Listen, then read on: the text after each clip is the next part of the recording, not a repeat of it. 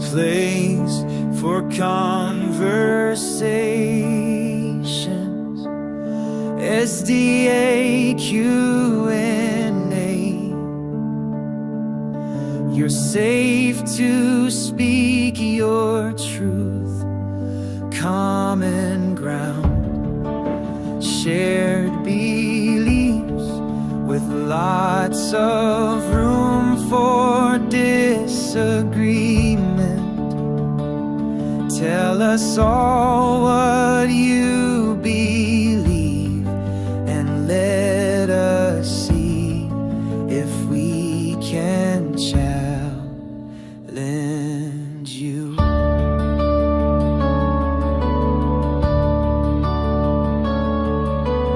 From all paths coming here to share their stories.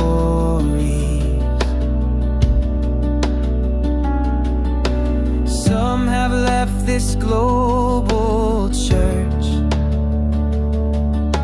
some remain and defend her. Where are you on the path? Does Ellen still appeal to you? SDAQ&A, you are welcome here. SDAQ&A, you are welcome here.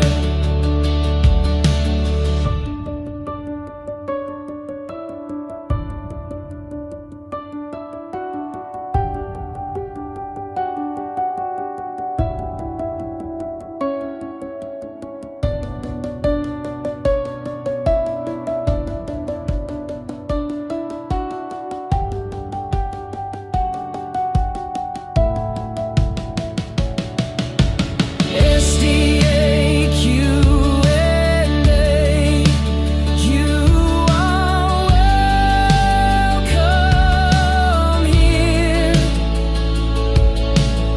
SDAQ&A, you are welcome here. Oh, SDAQ&A, you are welcome here.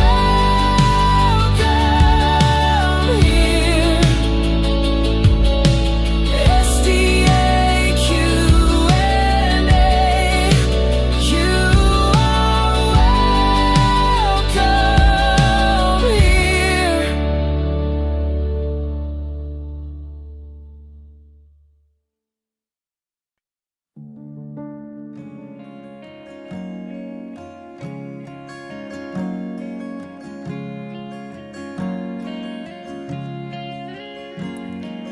you love me so much more than I could ever know. Your love is deeper than this world will ever show. And all of life's beauty shines around this moment now. The sky and the cliffs, they seem to change my life somehow. And I will never be the same, will never be the same. Whoa, whoa, whoa, I will never be the same, never be the same ever again. Here I am waiting, Lord, my life is just for you. Please unfold all the plans that you would have me do. And if all the world's just a breath and nothing's here to stay, and all of the love we feel will save us anyway. And I will never be the same, will never be the same. Whoa, I will never be the same, will never be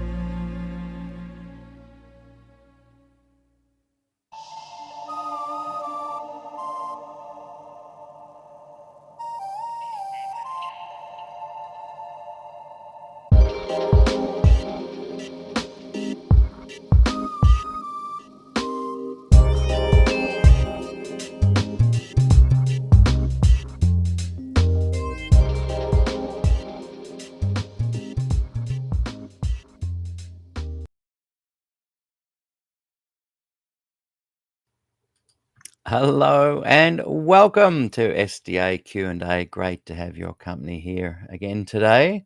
And it's a very special program today. My guest returning is Debbie Hooper. Good to have you back again, Debbie. How are you today?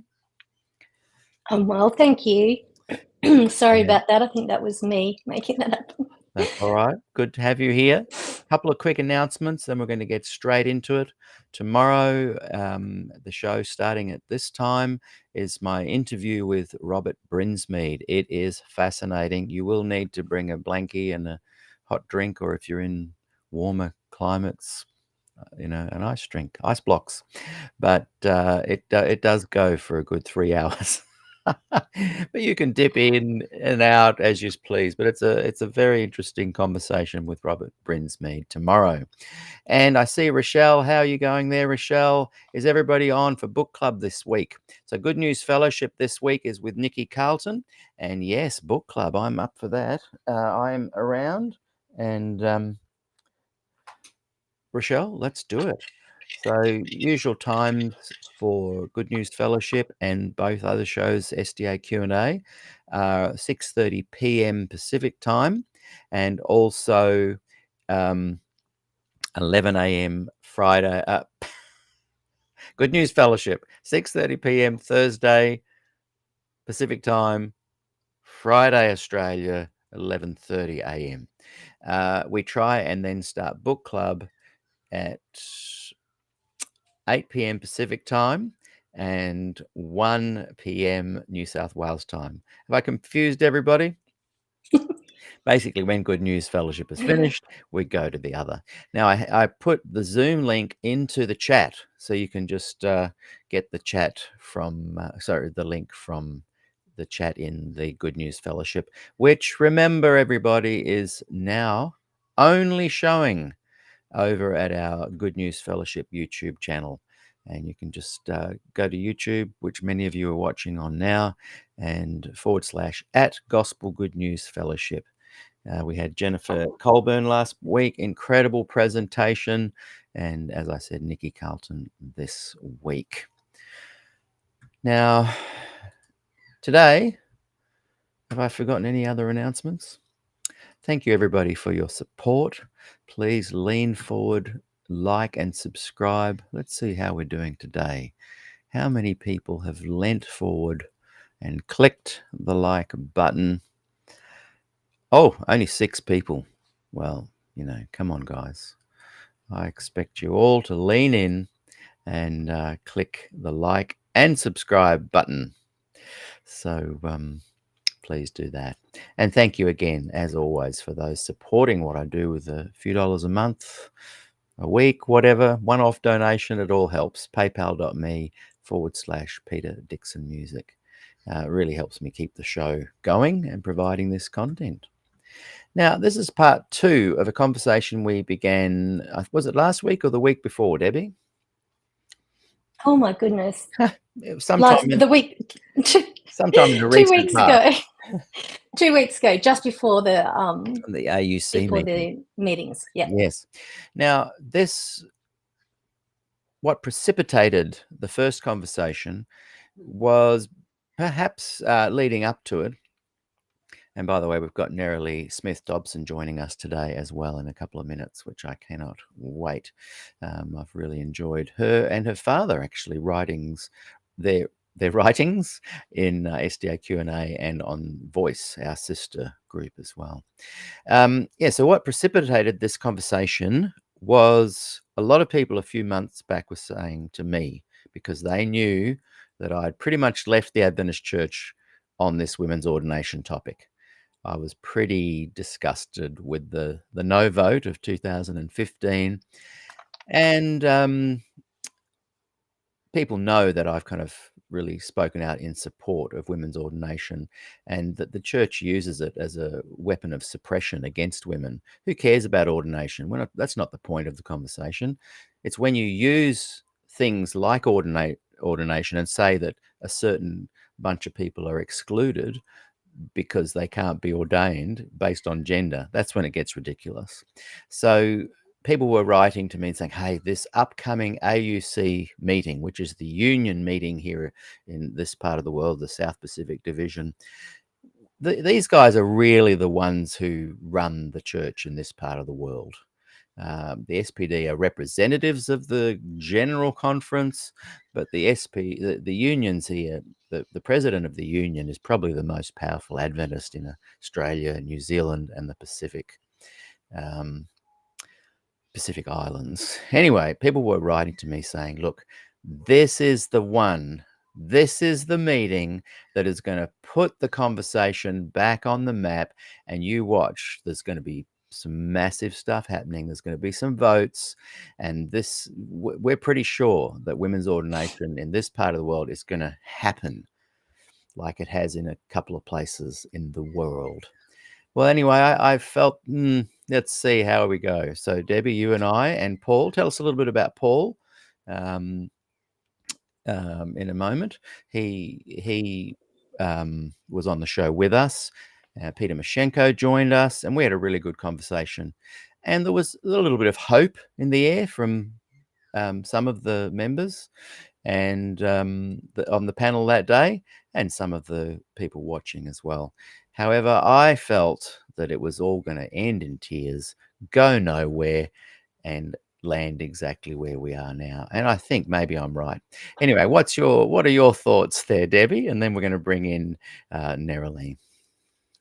I agreed with you on the day. I wasn't feeling positive at all, and I don't know whether that's a reflection of my own level of disillusionment, or whether there really was blood in the waters already, so to speak, or at least signs of this happening. I felt like I could see that once again we'd end up where we are, which is a very, and I won't say an outright no, but I would say that in reality it's not going to happen. Realistically, should I say, it's not going to happen. Mm-hmm. I don't believe it will realistically happen. Well, I left, when my daughter was about 2 because of this, watching it on YouTube, the no vote, and people said, oh, look, surely a couple of years by the next session. And I remember predicting my daughter will be, well past 20 before anything happens, and she's turning 13 in a couple of weeks. So, one thing I do want to say at the start, this isn't my angst is not about the people deciding one way or the other. If there's a group of people that want to have this set up that women can't be ordained, and the women are happy and that community are happy and seems to be healthy and flourishing, they're not hurting anybody, fine. Those who do want it, fine. This is not about the theology of this. This is about the politics and the ethics. In my humble opinion, I believe it is unethical to keep women away from certain positions of employment based on their gender, particularly in 2025. The other issue for me is that we have been told by a lot of these guys that are in power at the moment, and have been for decades, that things are changing. And what we've realized is they tell us this publicly, but behind the scenes, they do nothing. That is demonstrably so. Nothing's happened. And so that's my angst point. I'm just sick of people offering false hope, telling us behind the scenes that something's going to happen. So I wanted to say 2 quick things, and then I'm going to bring Nerali on, and then we'll get right into it. But what they are doing is kicking the can down the road. That's the phrase that I keep coming back to. And there's one thing that the new president, Brendan Pratt, who I know publicly in one of our conversations, either on SDAQ&A or Voice, publicly said he supported women's ordination. I said, initially it started with, I support women in ministry and all the euphemisms and that. And eventually I pinned him down and said, no, are you meaning you support women's ordination? A few other comments, and a yes popped up. And then there's a few other comments. And I said, by that yes that you've just said, are you saying that you support women's ordination? I really wanted to get an answer from him that day in the chat. And he said, yes. So I know that he is a great guy, that he's a very powerful, good leader. I know his intentions are incredible, and I know he supports women's ordination. I feel that this particular meeting, he has kicked the can down the road, and he has said something that really twigged in my brain. A switch went off, a fire began to burn. He said that they're trying to reach some kind of consensus amongst all the delegates before it is revisited in 2027. I don't believe we need consensus when it's an ethical issue. I don't care of 200 delegates, if 190 are wanting to kick the can down the road, and the 10 people or the people who want to see this change because it's ethical and have the power to make it change, they need to not worry about consensus and bring about that change. It highlights that this church is already two churches in one. The progressive liberal crowd, you're already in consensus that you're okay with this. The other side, the more traditional historicist Adventists, they're never going to see light in this women's ordination. So to think you're ever going to have consensus is really naive, to say the least. You're not going to get consensus in this church that is two in one. Okay, that's me rabbiting on. Let's see if we can bring Nerily in. And hi, Nerily, good to see you. Hello. Thank you for joining us today. You're sort of welcome. I know. I've been asking Nerily on the show for 5 years, everybody. So look, thank you for coming on. Whatever, you're here, Yes, and you're welcome. There's a bit of subterfuge involved. I have no hand. Unintended. Unintended. Definitely unintended. I realise that. Now, Nerily, it really, I'm guessing maybe 5 years ago now, you had a big impact on this conversation and on me, because you wrote an open letter that was addressing this topic. And what followed after that letter was the kicking of the can, was the silence, was the false hope. That was your response, I'm remembering. Yeah. But I'm wondering today, both of you, first up, any thoughts you wanted to add to what I just said there, Debbie? Anything you need to bring in to set the scene? And then Nerily, any thoughts you've got there? But I'm really keen for you, Nerily, to read that open letter if you have it. My memory is that there was a follow-up letter in our private chats. You mentioned that maybe there wasn't, but I thought there was another letter that you wrote a year or so later that were your thoughts and reflections on the whole experience. Maybe I'm wrong. Yeah, there was. I did find it wasn't good. really a letter. It was just a post in Voice. Yeah, that's right. Yeah. Yes, that's right. Yeah. So, Debbie, anything just to set the scene, or have we set the scene? I think we've probably done that. And I think Nerily's letter was just the big moment for me.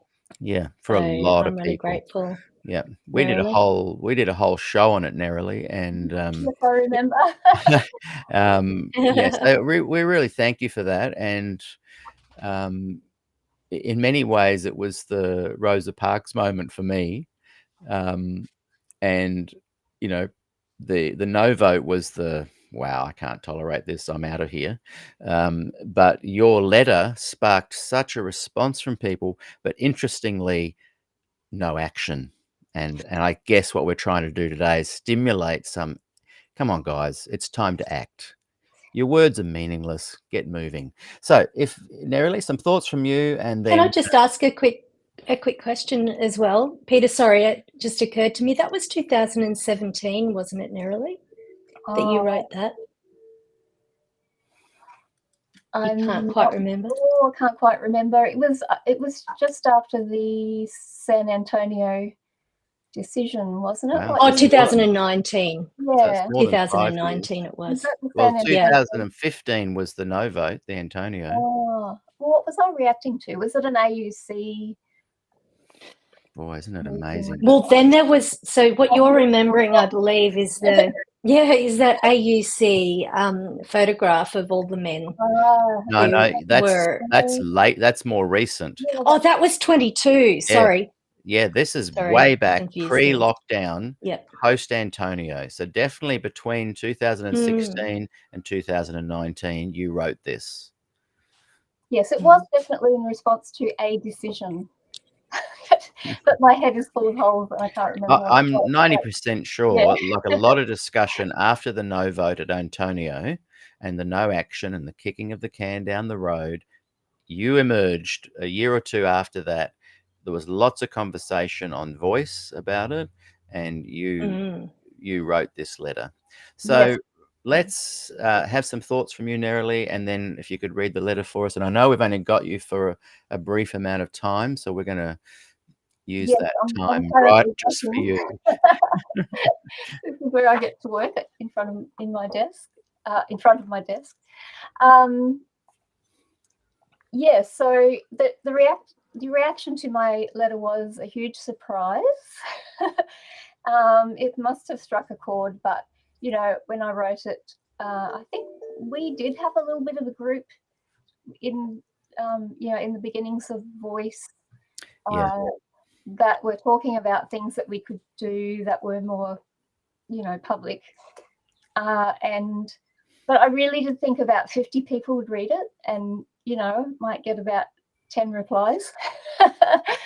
I wasn't overly hopeful of getting responses from the conference presidents, so that wasn't a surprise either. But yeah, so I put it out there, and I didn't even tell anyone in my family. Not even my husband knew that I was sending this out. So when it started gaining traction, and I wouldn't say it went viral, but it did have an impact. It did have an impact, and I have to say, for the few weeks after that, I just wanted to hide under my bed. But I had this lovely group of people, Peter, you, and a few other people that were supporting me through that time. So yeah, I'm glad if it had any positive impact at all. Yeah, it had a lot of positive impact, and as I said, we did a whole show on it, and it was very well received. And it's time to revive it because I think people are way more motivated now, and they actually believe those of us who are saying nothing's happening. This morning, Debbie, I saw a comment by someone in one of the groups saying, "Oh, let's give the new president a chance." And the irony was the person saying this had said the exact thing to me when Terry had become the new president, 4 years ago. Let's just give him a chance. Well, we gave him a chance. 4 years later, nothing's happened. Can's kicked. So it's just like for those of us watching on, you've used up all your chances. It's over. It's done. Yeah. So we're gonna get this. We're gonna awaken this conversation. So, Nerily, are you able to read that for us? I can. It's taken me. I guess one of the reasons I said no for a long time is this was a very emotional journey for me, and going back to read this is a bit raw, but it was an open letter that I sent to the president and conference presidents of the SPD and the AUC, and then also published it on A Today, I think. Published it, and 12 o'clock. And your group. Sorry, it's my talking clock. So I'm happy to read it. Going back over it, it's a bit cringe in places, but all right. Dear Pastor Glenn Townend, this morning I was reminded of a quote attributed to Martin Luther King Jr. There comes a time when silence becomes betrayal. Challenged by these words from a great man of God, I must speak. I was silent as a child when I noticed that only men were allowed on the church pulpit during the divine service and wondered why. I was silent as a teen when I observed that while both my parents were qualified, amazing teachers, it was my father who was called and my mother was expected to follow.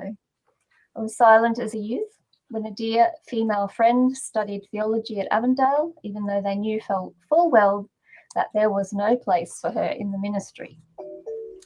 I was silent as a church employee as I saw that men dominate even the non-pastoral roles in our organisation. I was silent as I watched my daughters turn away from the Adventist Church, one to embrace Pentecostalism for its inclusivity, the other in disgust. Her response to the San Antonio vote, how can that even be legal? What answer could I give her? I was silent while I hoped, waited, believed that the times were changing, that it was only a matter of patience and celebrating the small steps as they happened. And for a time they did. We began to commission women pastors. Not a big enough step, but it was a step.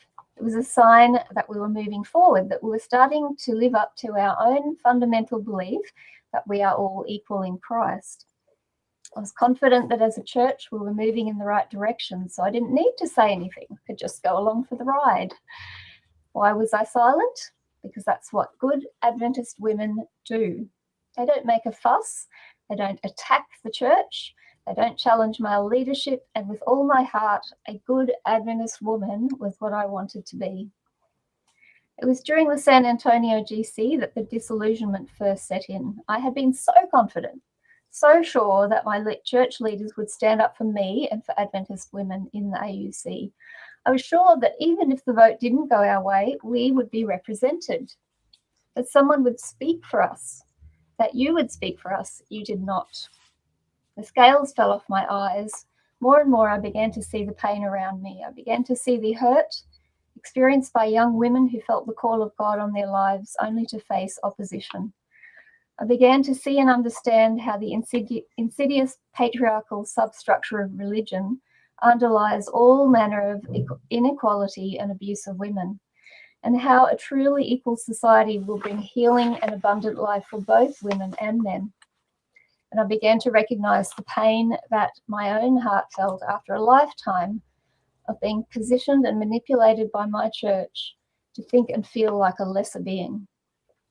I began to see the small steps of progress we had made retrogressing. Suddenly, words like compliance and headship and public reprimand were being hurled like weapons. And even then, I believed that my church leaders would be Daniels, that you would make a stand, but you've been silent too. And the time has come when silence is betrayal. You have not had the courage to make the ultimate stand, the one that would get your name on a list for public reprimand. There were 4 brave European conferences and 2 American conferences whose leaders stood up, who had the courage to defend their conscience. And I desperately wanted to see the letters AUC on that list, to know that my church leaders really did care about the 57% of their members who trusted them to lead with grace and integrity. I felt personally betrayed, and betrayed on behalf of my church. I can be silent no longer. So I put this question to you, the one that you have refused to answer, that you have avoided with the skill of polished politicians. Please do not hide behind affirming women in ministry or point to commissioning as evidence of your support. Do not hide behind "it takes small steps" platitudes, because those small steps are now going backwards.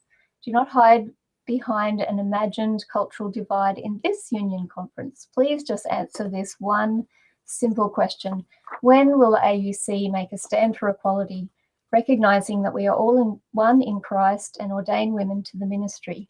I ask this with true love in my heart for God's church, which I did have at that time. So, Yeah, wow, that is so powerful. I just got goosebumps listening to you reading that, and it brought it all back to me. And here we are. I checked the date. I found it in the Voice post. It was October 20, 2019. And here we are 6 years later, that letter is just as relevant now as it was then, and as it was for the many women who were in their 70s, 80s, and 90s who were fighting for It this. doesn't seem far off anymore. Yeah, I know. I know. I don't think I'm going to see this change in my lifetime, to be quite frank. Yeah. No. And yeah, they were fighting for it when they were young. I'm trying to work out when the first kind of murmurings of discontent began at a kind of top level, leadership level, when women's ordination was being discussed. I'm guessing that in the late 60s into the 70s, you have people like Mary Kay de Silva with her book Betrayal, about the financial imbalances and wages, etc. There was a lot of discontent brewing in the 60s and a lot of conversations brewing. But it would be interesting for people watching to let us know, maybe, and maybe Debbie, in your PowerPoint later, you've got some things talking about it. How do you feel now, Nerily, reading that? And just that sense, like I sense in you, and you and I have chatted a little bit over the last 6 years, a loss of, I'm using faith not in a spiritual sense, but you've appeared to have lost faith in this movement in a sense of, like you just said, you don't think you'll see it in your lifetime. This kind of equality. How do you feel? Well, it's as I pointed out in the letter, that I was starting to see the steps going backwards, and they have, and that's reflected in society as well. With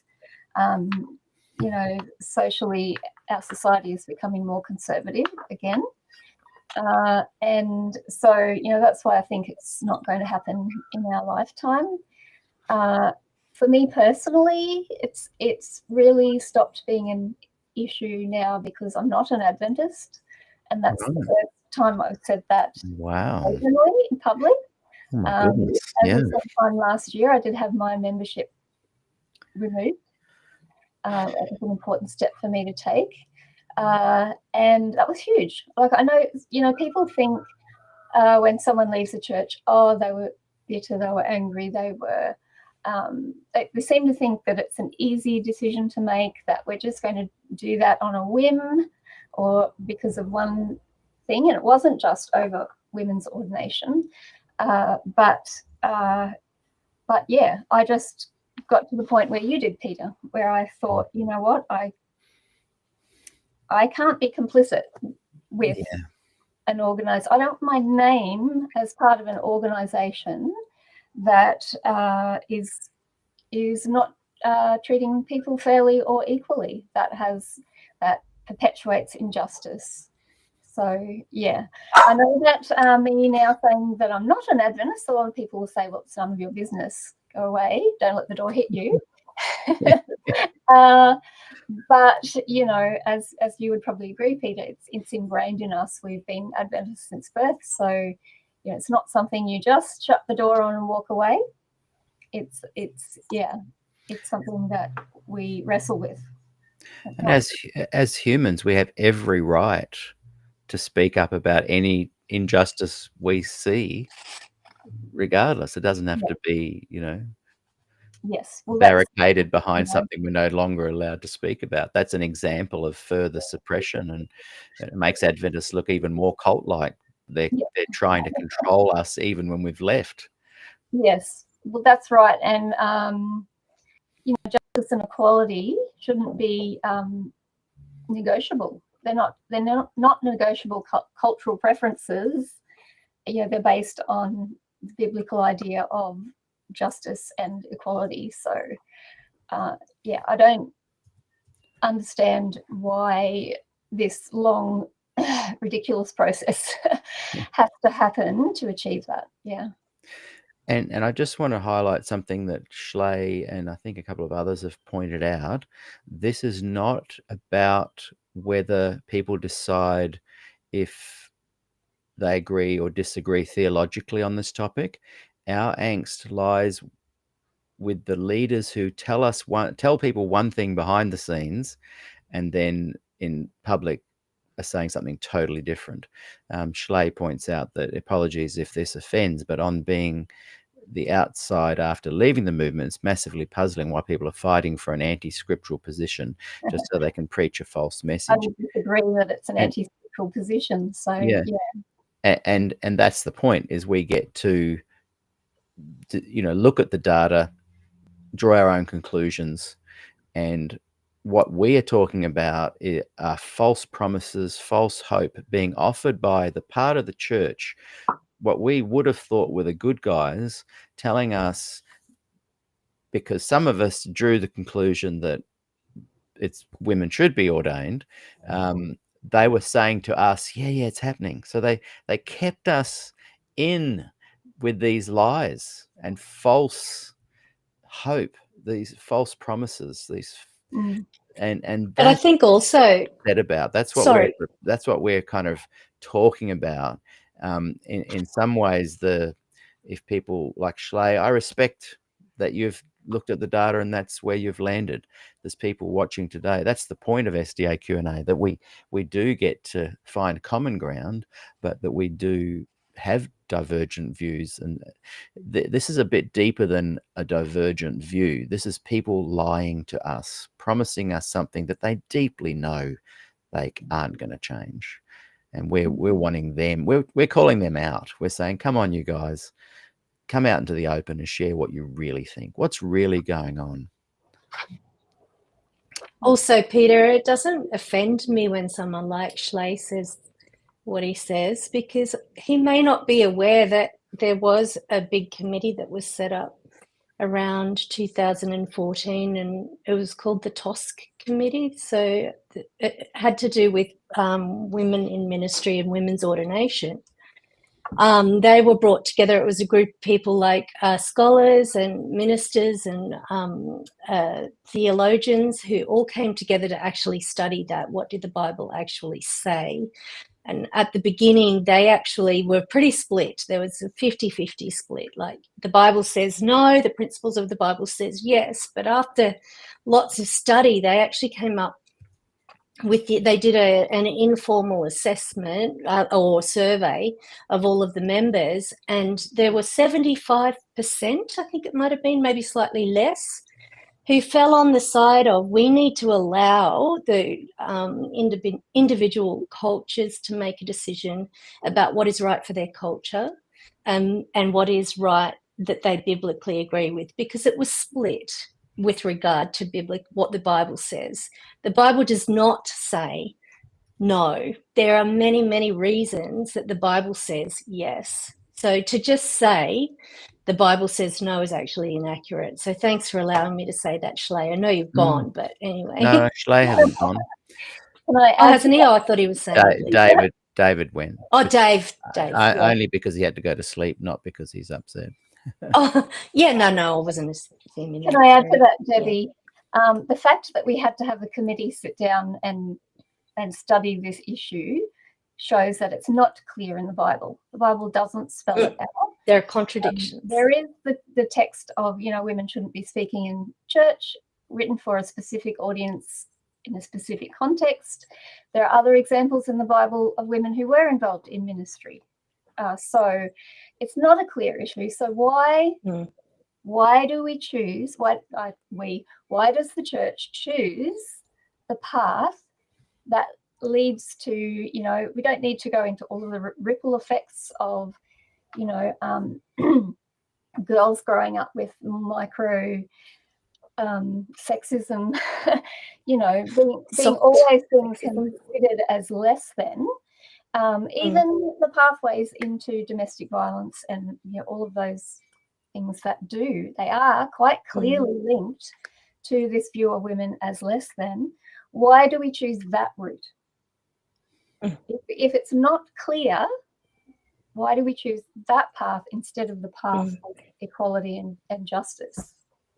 And if I can put forward a theory, I think it's because we had leaders back in 2015 who were actually very, very conservative and against women's ordination. So that came through fairly quickly. So when the TOSC report was distributed amongst all of the delegates of the 2015 General Conference, where that decision was made, they had 3 weeks to read it, a fairly lengthy report, to get their heads around it, to understand it.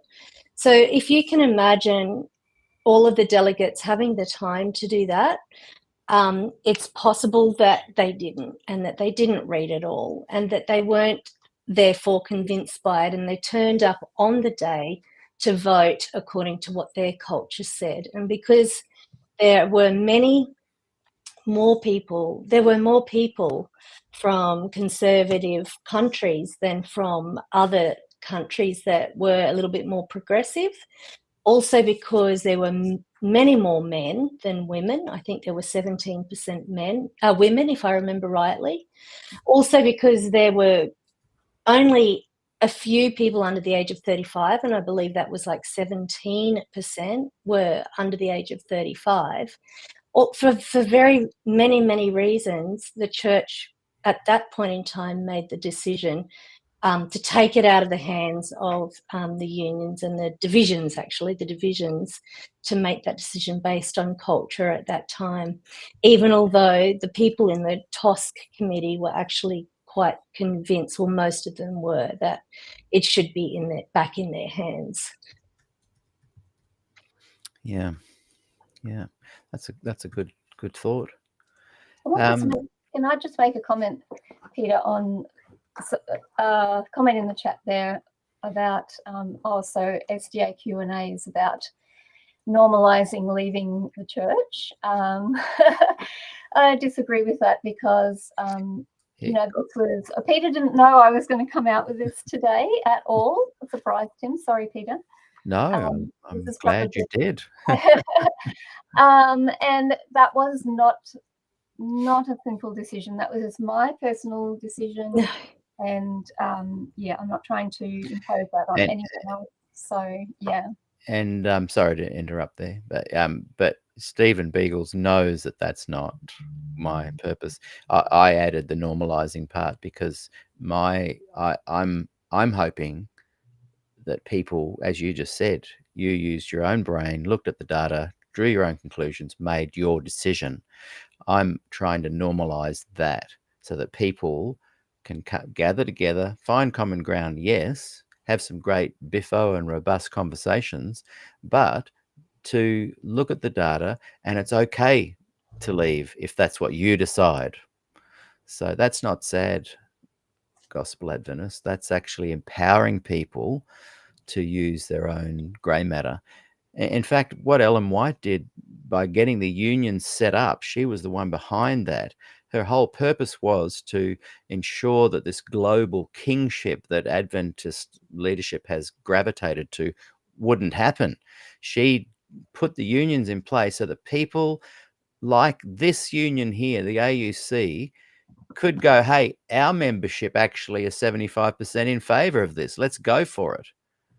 They are only responding, that they are going against Ellen White's wishes. The unions were set up to allow the business of the church to be run in parts of the world where there were going to be differing views. And that's one of the sad things about the no vote. That's one of the sad things about these guys at the AUC recently. And let's add that the Christian church in general was based on the principle of people being equal, and women had greater roles in the early church than later in history. So, yeah. Yeah, that's right. And Jane Krause. It's supposed to be a hierarchy. That's right. Yeah, that's right. Jane writes, it is good to know it's an option to know you can leave of your own volition. And Gospel Adventist writes, well, if one no longer believes in the basic principles of the church, they should leave. Stephen, you don't believe in the basic principles of the church.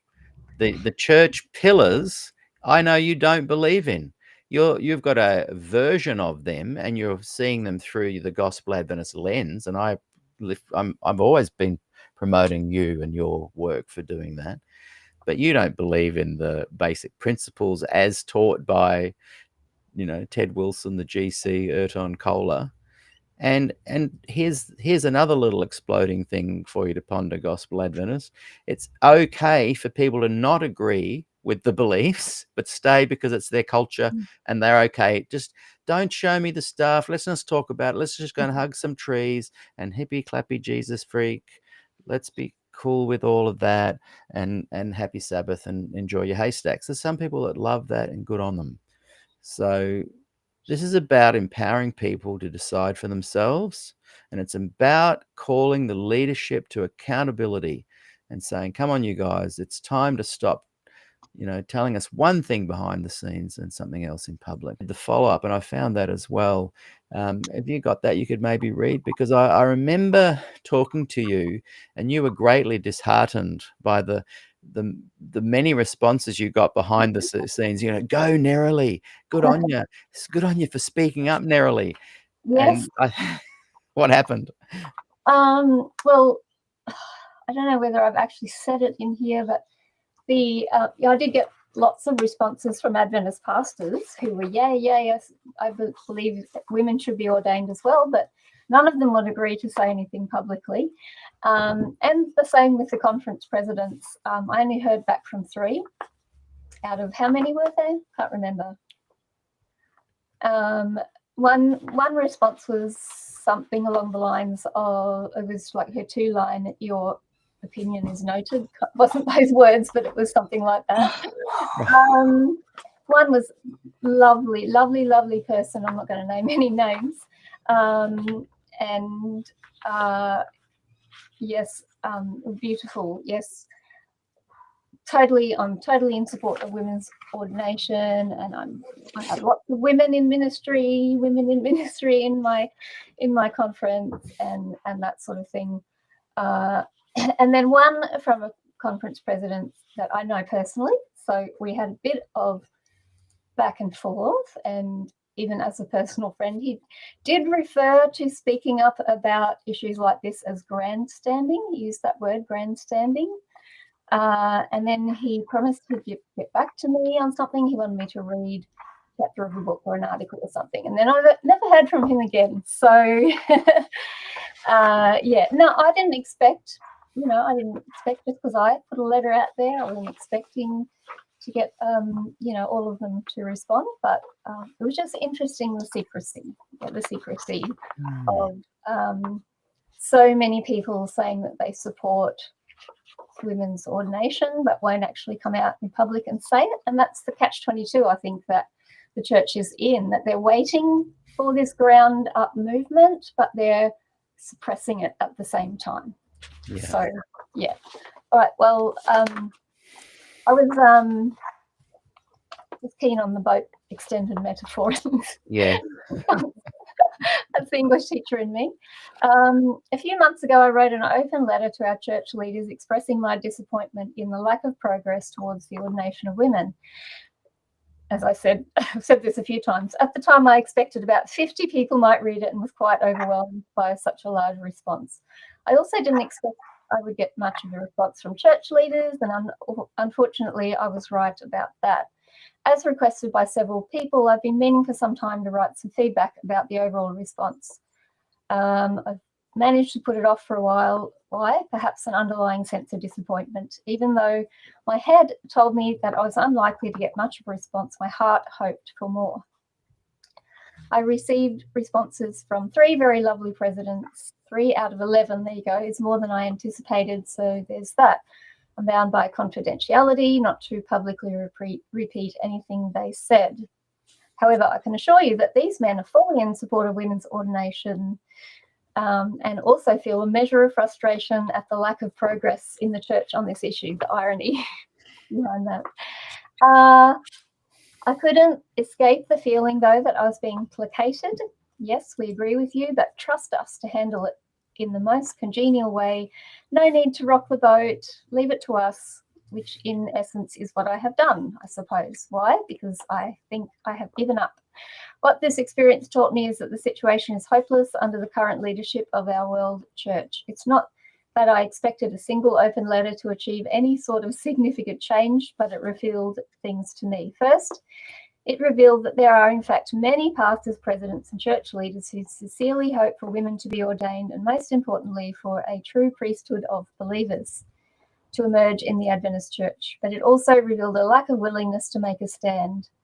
Perhaps the knowledge that in this climate of church politics, defying the chain of command would be political and professional suicide. And I do understand to a degree that many pastors feel that they're better off remaining in a position where they can be of influence, which in their mind is better than nothing, and of course to be able to live out the call on their life to ministry. However, this means that our ship is well and truly becalmed. The strategy of the church in the SPD is to not rock the boat, to work behind the scenes and play the long game, with mixed metaphors in there. Secondly, it revealed a level of pushback. Unquestionably, the vast majority of responses were supportive and in concurrence, but those who opposed my view certainly did not hold back. Although my letter really only related a personal and vulnerable experience, an Adventist influencer even told me that my feelings were much ado about nothing. The saddest thing of all, though, was that probably the most snarky responses I got were from women. Ironically, even a female pastor. That is heartbreaking, and I feel so sad for women who have been taught to believe in their own inferiority.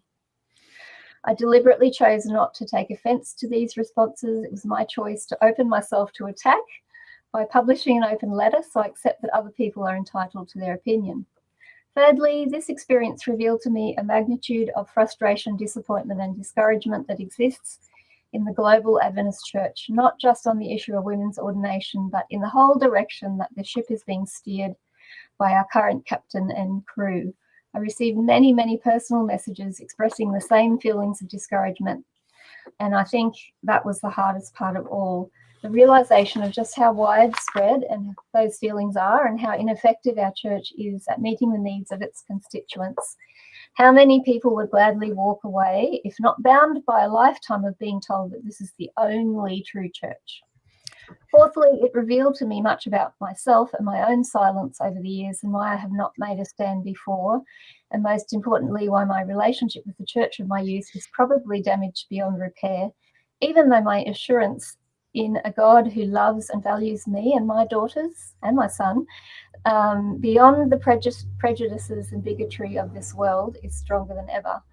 Ultimately, it left me with more questions than answers. Is our church, our ship, being steered by Christ or by politics? Has it become a Ruby Princess cruise ship? Is it so encrusted with the barnacles of patriarchy and so weighed down by an old covenant anchor that it can no longer sail? Is my safest course of action to disembark and wish those on board a bon voyage? This experience has awakened me to the possibility that I am, in fact, on a ship that is not charting the course that God wants me to sail. Sometimes you've got to step out of the boat into the wind and waves to follow Jesus. But I thank everyone who responded thoughtfully to my letter. Yeah.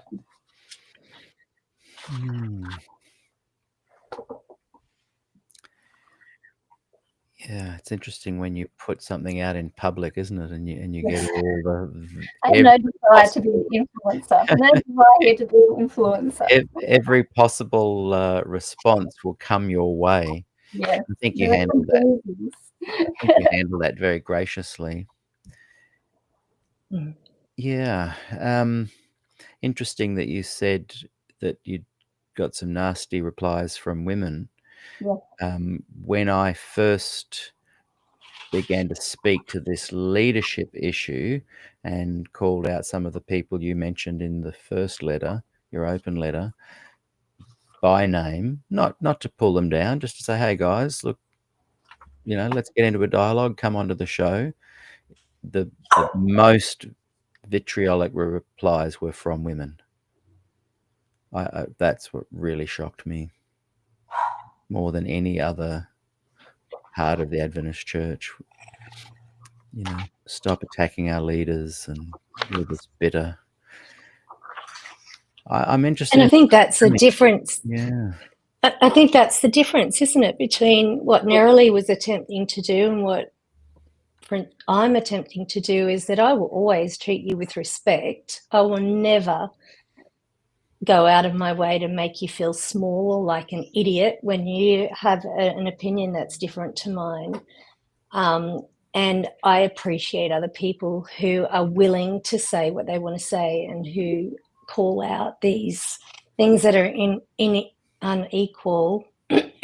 So I would just encourage everybody who's listening is that please be respectful. This is, like, grow up, let's have a conversation and stop being so childish about it all. Seriously, it's so childish the way some people behave. I know. Blows my mind. Sorry, my little... No, it's good. It's okay to express the feelings. And it's the name calling and the ad hominem attacks that are, like the question in one of the chat, are these two women still Adventists? Well, I'm sorry, but that's none of your business. Nerily has just stated her position. Does that mean that I'm not a good person anymore if I say that I'm not? So, just let go of that kind of, excuse to be discriminatory. And perhaps there are good reasons that we have for speaking up the way we do. So open your mind and stop being foolish about this. Be a grown-up Christian. Yeah, well said. The question there, was God the bigot for not having priestesses under the Levitical system? God was working in the culture of his time, or do we, or can we assume maybe that the culture of the time interpreted God's instructions in that way? Because God certainly didn't have any problem with women in leadership later in history. So, yeah. Thanks, Shley. And your mate. So Nerily, how, like you said, you haven't been someone that's wanted to go, I want to be at the forefront of this. In many ways, that you kind of threw this into the mix and then did retreat, but you've often connected with some really nice thoughts and comments throughout the way, which I've always valued and appreciated, and I've respected too, that it's totally fine for some people to speak up and then take a rest. There's no actual rule to any of this. People don't have to do what they don't want to do, and sometimes people will get involved, sometimes they don't. It's all good. It's all okay. But what are some of the insights you've had that you can maybe share about this recent gathering? What are your thoughts about this event that had 200 delegates? And I'm wondering, is that delegates and their partners, or is that just the delegates? Like that would have cost so much money as well, Mostly the boys. It could have been done on Zoom, couldn't it? It all been done for free on Zoom. I must admit, I've only surface read what's happened in the last month or so, because I'm at the moment buried in marking essays and exams. But yeah, what was my thought? What was the question again? Well, I'm just interested in, even though you haven't gone deep on what just went down at the meetings. Not even being allowed to put it on the agenda, that's a step backwards, isn't it, Peter? Yeah. I think we've gone backwards from where we were 6 years ago. So, yeah. That's, yeah. But when I first heard that, I thought, throw up my hands and, no, not going to happen. If we can't even talk about it, well, they let us talk about it, I think, from what I heard. But if we can't even have any agency in, we're supposedly a representative democracy, are we? Yeah. Said that just recently. Well, it doesn't sound that way if we can't even put things on the agenda. Yeah. And I know Debbie's going to talk to this in a minute when we get the slideshow going, but I'm pretty sure that it would not have been raised at all unless Pastor Paul, that we interviewed a week or two ago, from the floor made a motion. And I'm pretty sure after he had, and Debbie, correct me if I'm wrong, but I'm pretty sure after he had, they they moved that no more motions could be made from the floor, further shutting it down. Was that right? We probably need to look into it a bit more. It is a little bit convoluted, Peter. Sorry about that. Yeah, we'll come to that later then. Yeah. Yeah. Yeah. So And I want to just apologise to those two people. They said they only wanted to know whether we were Adventist as to what, because maybe it had to guess what impact it had on us. So I still believe what I said before, but if that was your reason, then that is, I totally am happy with that. So sorry about that, you guys, those particular people. Yeah, because you've encountered when people haven't been speaking good faith. Those people were, but I know that there's many people who use that as another form of discrimination. Your personal choices. Yeah. Yes. So where to from here, Nerily? What I know that you and we have an interest, of course, in justice and the Adventist good people and even these good leaders. You know, we've got no malice, but we no longer have a skin in the game. And I really appreciate what Debbie's been doing with some Spectrum articles. Incredible work there, Debbie. Good on you.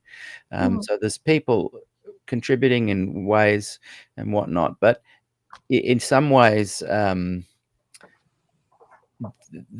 because you've officially left Nerily, there's a different kind of component there for you. Like you're looking on now. You're going, wish you guys well. Here's some thoughts. Yeah. So as an observer from the outside, what kind of advice would you give to these leaders from more of a corporate business kind of mindset? Well, not being of a corporate business mindset myself, I think, I'm now working in a where's my which side is my head? Jubilee Christian College. I work for now, a beautiful Christian school, and it's just been so opened my eyes so much to how other Christians, because it's non-denominational, so we've got teachers and students and families from many other denominations, and just the acceptance and tolerance and affirmation I have working in that environment was just mind-blowing to me. And so, I just asked the question, because I was an Adventist teacher, and to follow my principles, I left that environment before I corrupted any young minds. So that would be my challenge to leaders of our church now, is take a look at how people are being treated in the organisation, including women in general, women as a social group. Why have a really good, honest think about how women are impacted, not the pastors, not just the pastors, the women, all of the women, the little girls growing up in the pulpit, growing up watching what happens in the pulpit.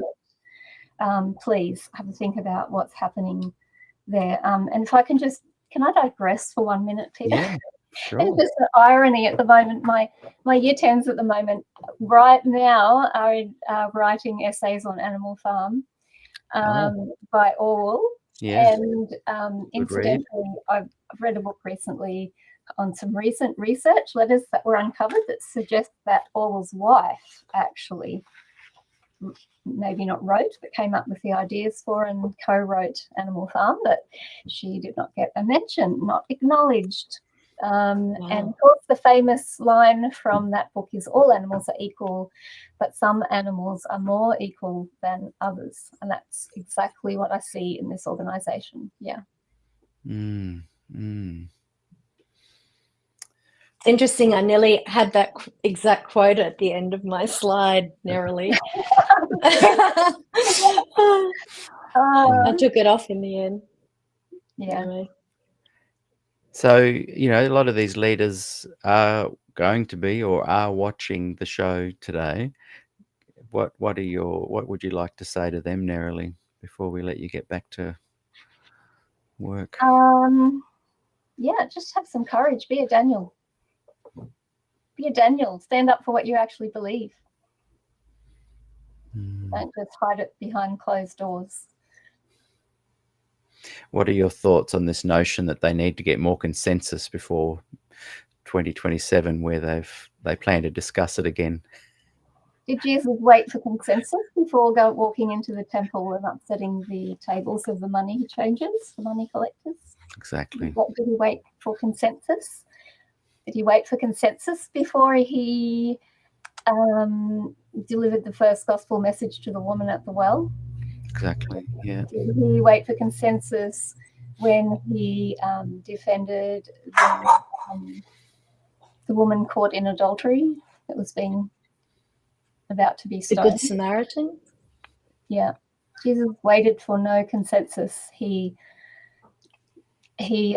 stood for everyone, not just the men in his very patriarchal society that he came to. Yeah. Yeah. Well, I know they will be watching. I've had messages from some. Well, thank you, Nerily. Getting you on the show, I don't want to let you go. I'm thinking, is there a way I can just kind of put you in the green room and bring you back again? I need to get back to my marking. But I really, really, really appreciate it, and I hope you've been okay coming on and hasn't been too stressful. And I want to say, Peter, it's been wonderful having your support through this journey.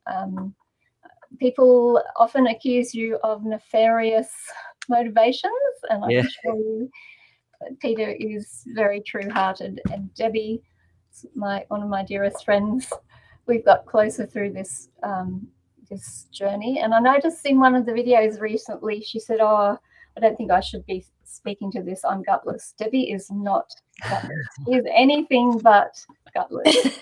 So much courage, Debbie, and I really admire you for that. So, yeah. Might not show on the outside, but on the inside. the strength. Thanks, Nerily. Yeah. All right. Thank you, Nerily. Until next time. We'll see. Well, I mean, until next time we cross paths. Yeah. It doesn't have to be here. See you later. Bye. That was She's an amazing woman, isn't she? Yeah, really great to have Nerily there on the show. I've cut and pasted into the comments both on Facebook, in 2 different Facebook groups, and YouTube in the comments, Nerily's open letter and her reply. So if you guys are interested in it, go and check the comments and cut and paste and put it away somewhere where you can read. Now, Deb, I'm just going to suggest a little 5-minute break, and we'll come back, and that way we can have the show continue. There has been a couple of audio things, so I'm just going to reboot the Wi-Fi in case it's a problem my end. But everyone, we're just going to have a short 5-minute break, and then we're going to come back with a PowerPoint and dig in more deeply, a PowerPoint presentation that Debbie has put together, and dig more deeply into this meeting, what's going on. And I know you're going to really enjoy it, everybody. So stick around, and we will be back very, very soon. Thanks, Deb.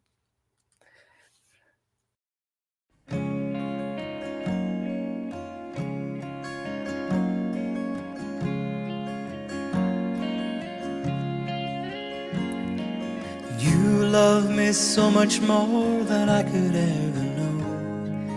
Your love is deeper than this world will ever show. And all of life's beauty shines around this moment now. The sky and the cliffs, they seem to change my life somehow. And I will never be the same, will never be the same. Whoa,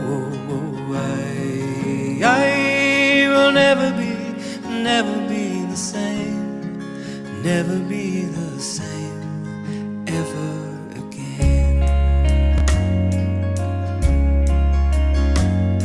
Well, here I am waiting, Lord, my life is just for you. Please unfold all the plans that you would have me do. And if all the world's just a breath and nothing's here to stay, then all of the love we feel will save us anyway. And I will never be the same, will never be the same. Whoa, I will never be the same, will never be the same ever again.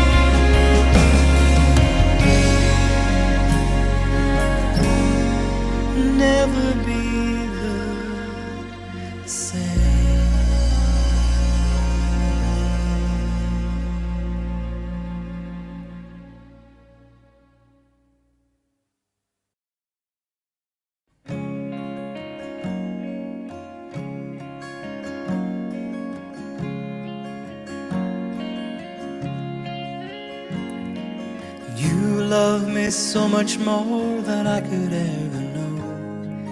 Your love is deeper than this world will ever show.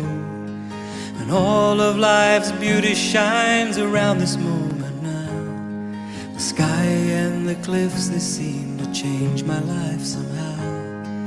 And I will never be the same, will never be the same. Whoa, I will never be the same, never be the same ever again. Well, here I am waiting, Lord, my life is just for you. Please unfold all the plans that you would have me do. And if all the world's just a breath and nothing's here to stay, and all of the love we feel will save us anyway. And I will never be the same, will never be the same. Whoa, I will never be the same, will never be the same ever again.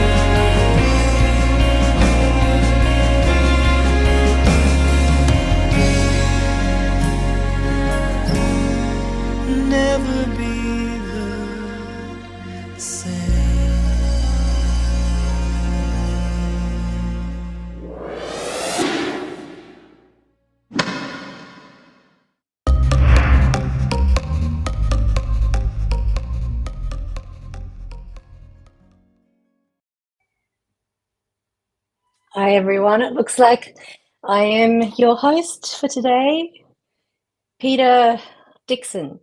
So Peter's just off, I think, doing a little job. But I just wanted to read something to you that Nerily sent to me after she left.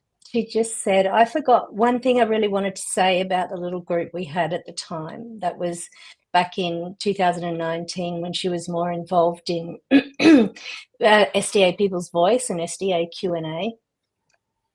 I wasn't really on the scene at that point in time. But she says everyone was really excited by the momentum the letter created.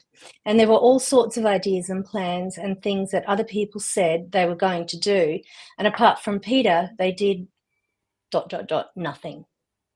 It left me feeling a bit high and dry, to be honest. I think that is one of the things that people who feel passionate about different causes face. And it is a sad reality of this, that very often people will say things behind the scenes and they will be very supportive to you behind the scenes. And occasionally, when you make a comment putting yourself out there in public, they will publicly make out that it's a shock or a surprise, or they will even question you when behind the scenes they've actually been very supportive of what you were saying. And I don't really understand why human beings do that. Perhaps it has to do with wanting to be accepted in the group, and I certainly understand that motivation. It's something that we all feel a lot at times. But I'd just really encourage people to be willing to speak up and speak out.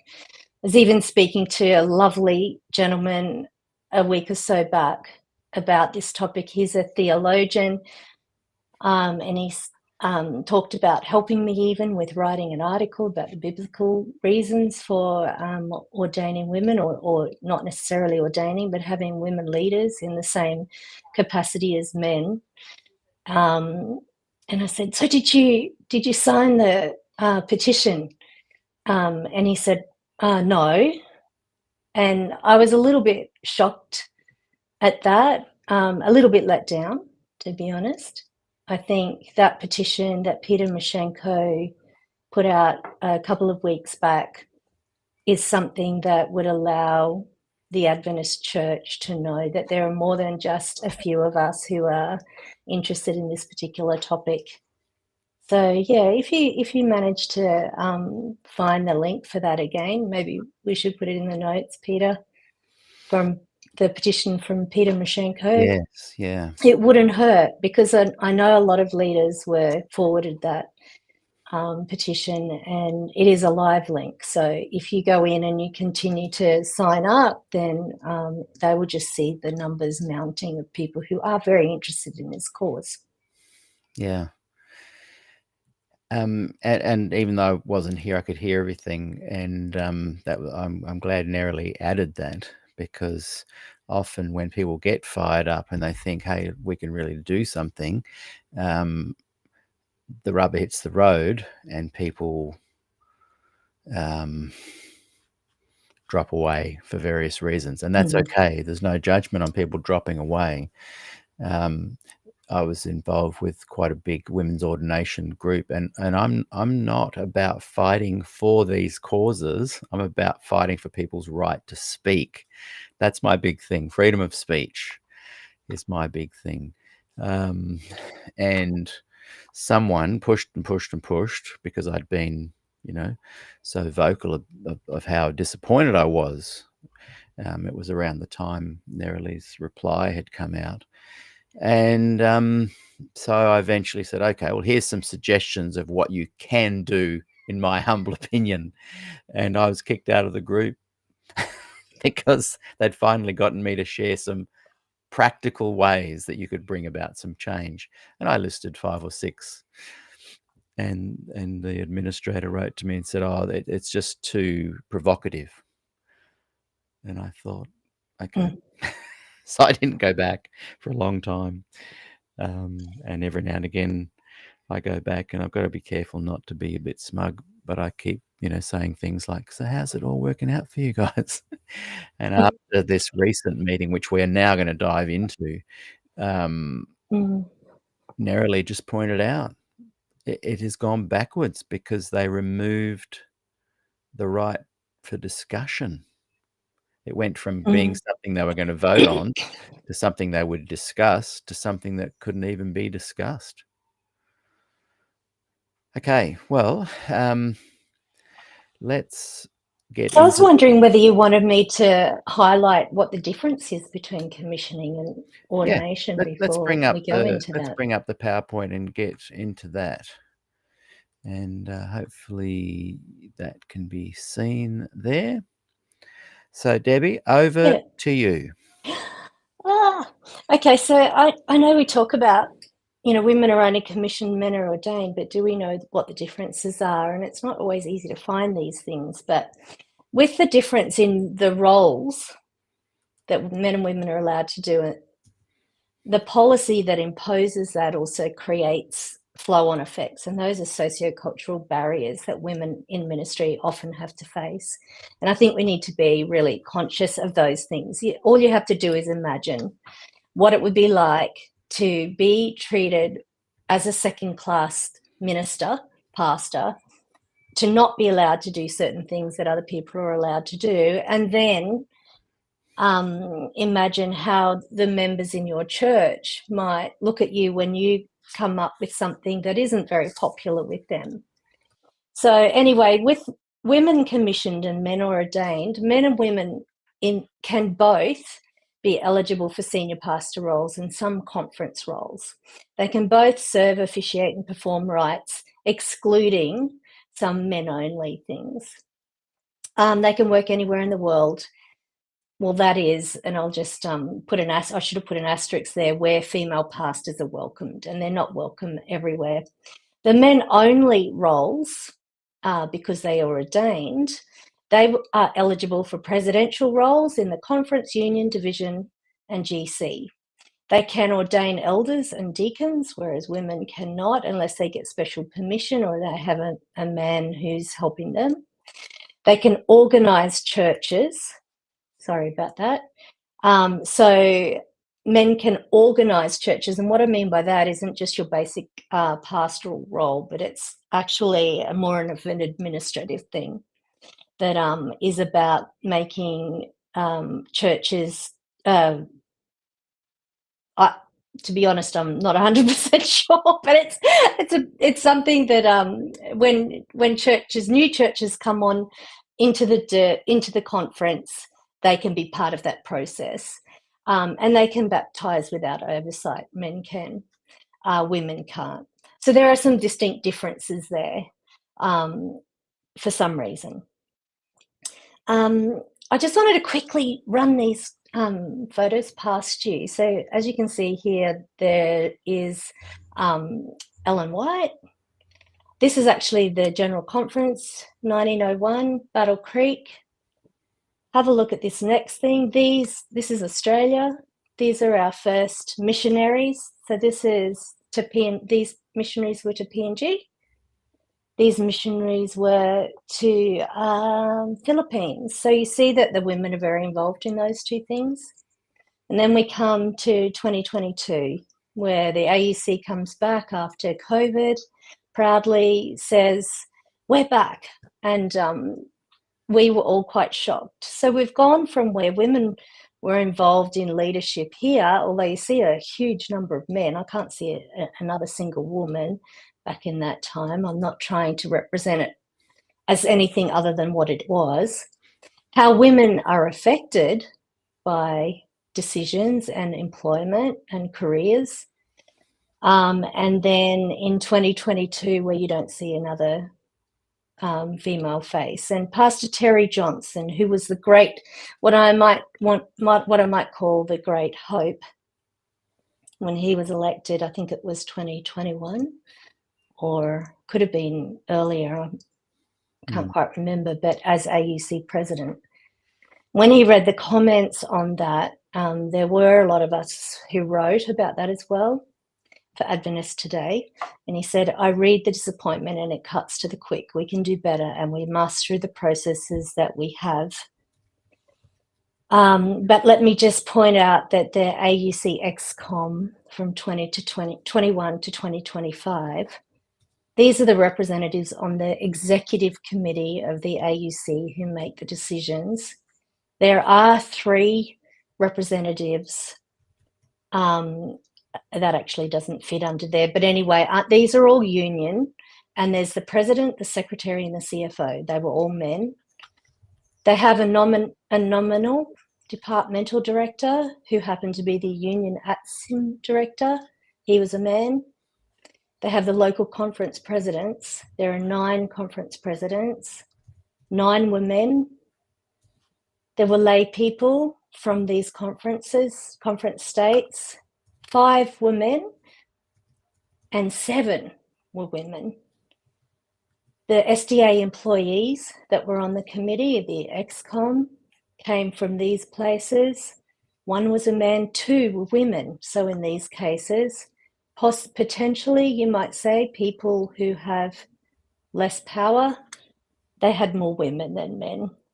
But overall, we see that there were only 9 women in the XCOM, 19 men. So I don't know whether that our picture has changed very much. And as we mentioned earlier, it actually could have regressed. Can you just keep it on that slide for a second? So that's 21 to 25. Yeah. Yeah, so it hasn't really changed because it seems to be about the same. Yeah. Mm. And the point is that there are positions there that women can't get because of gender. And I think you'll probably find that that's really only the top job, the president. Women can't be presidents. I'm not sure about Well, I remember, and I won't CFO. name the person, but they wrote to me after the picture and they said of the 23 jobs represented, I don't know if there are 23 men in the picture or 23. Anyway, of the 23 jobs represented, only 10 were available to women. Well, I think it's pretty clear that when you look at the way the distribution for women in conference roles, that they often fill family ministries roles, women's ministries roles. There's also the ministerial secretary at the AUC, who is Lindell Peterson. She's obviously a woman as well. So she has a fairly high position, but she's not one of the 3. Yeah. So, I mean, and I don't interesting. mind. I don't have any bone to pick for me personally if women become ordained and the stats don't change. That's not the point. The point is that they have the opportunity to have those positions right to the top.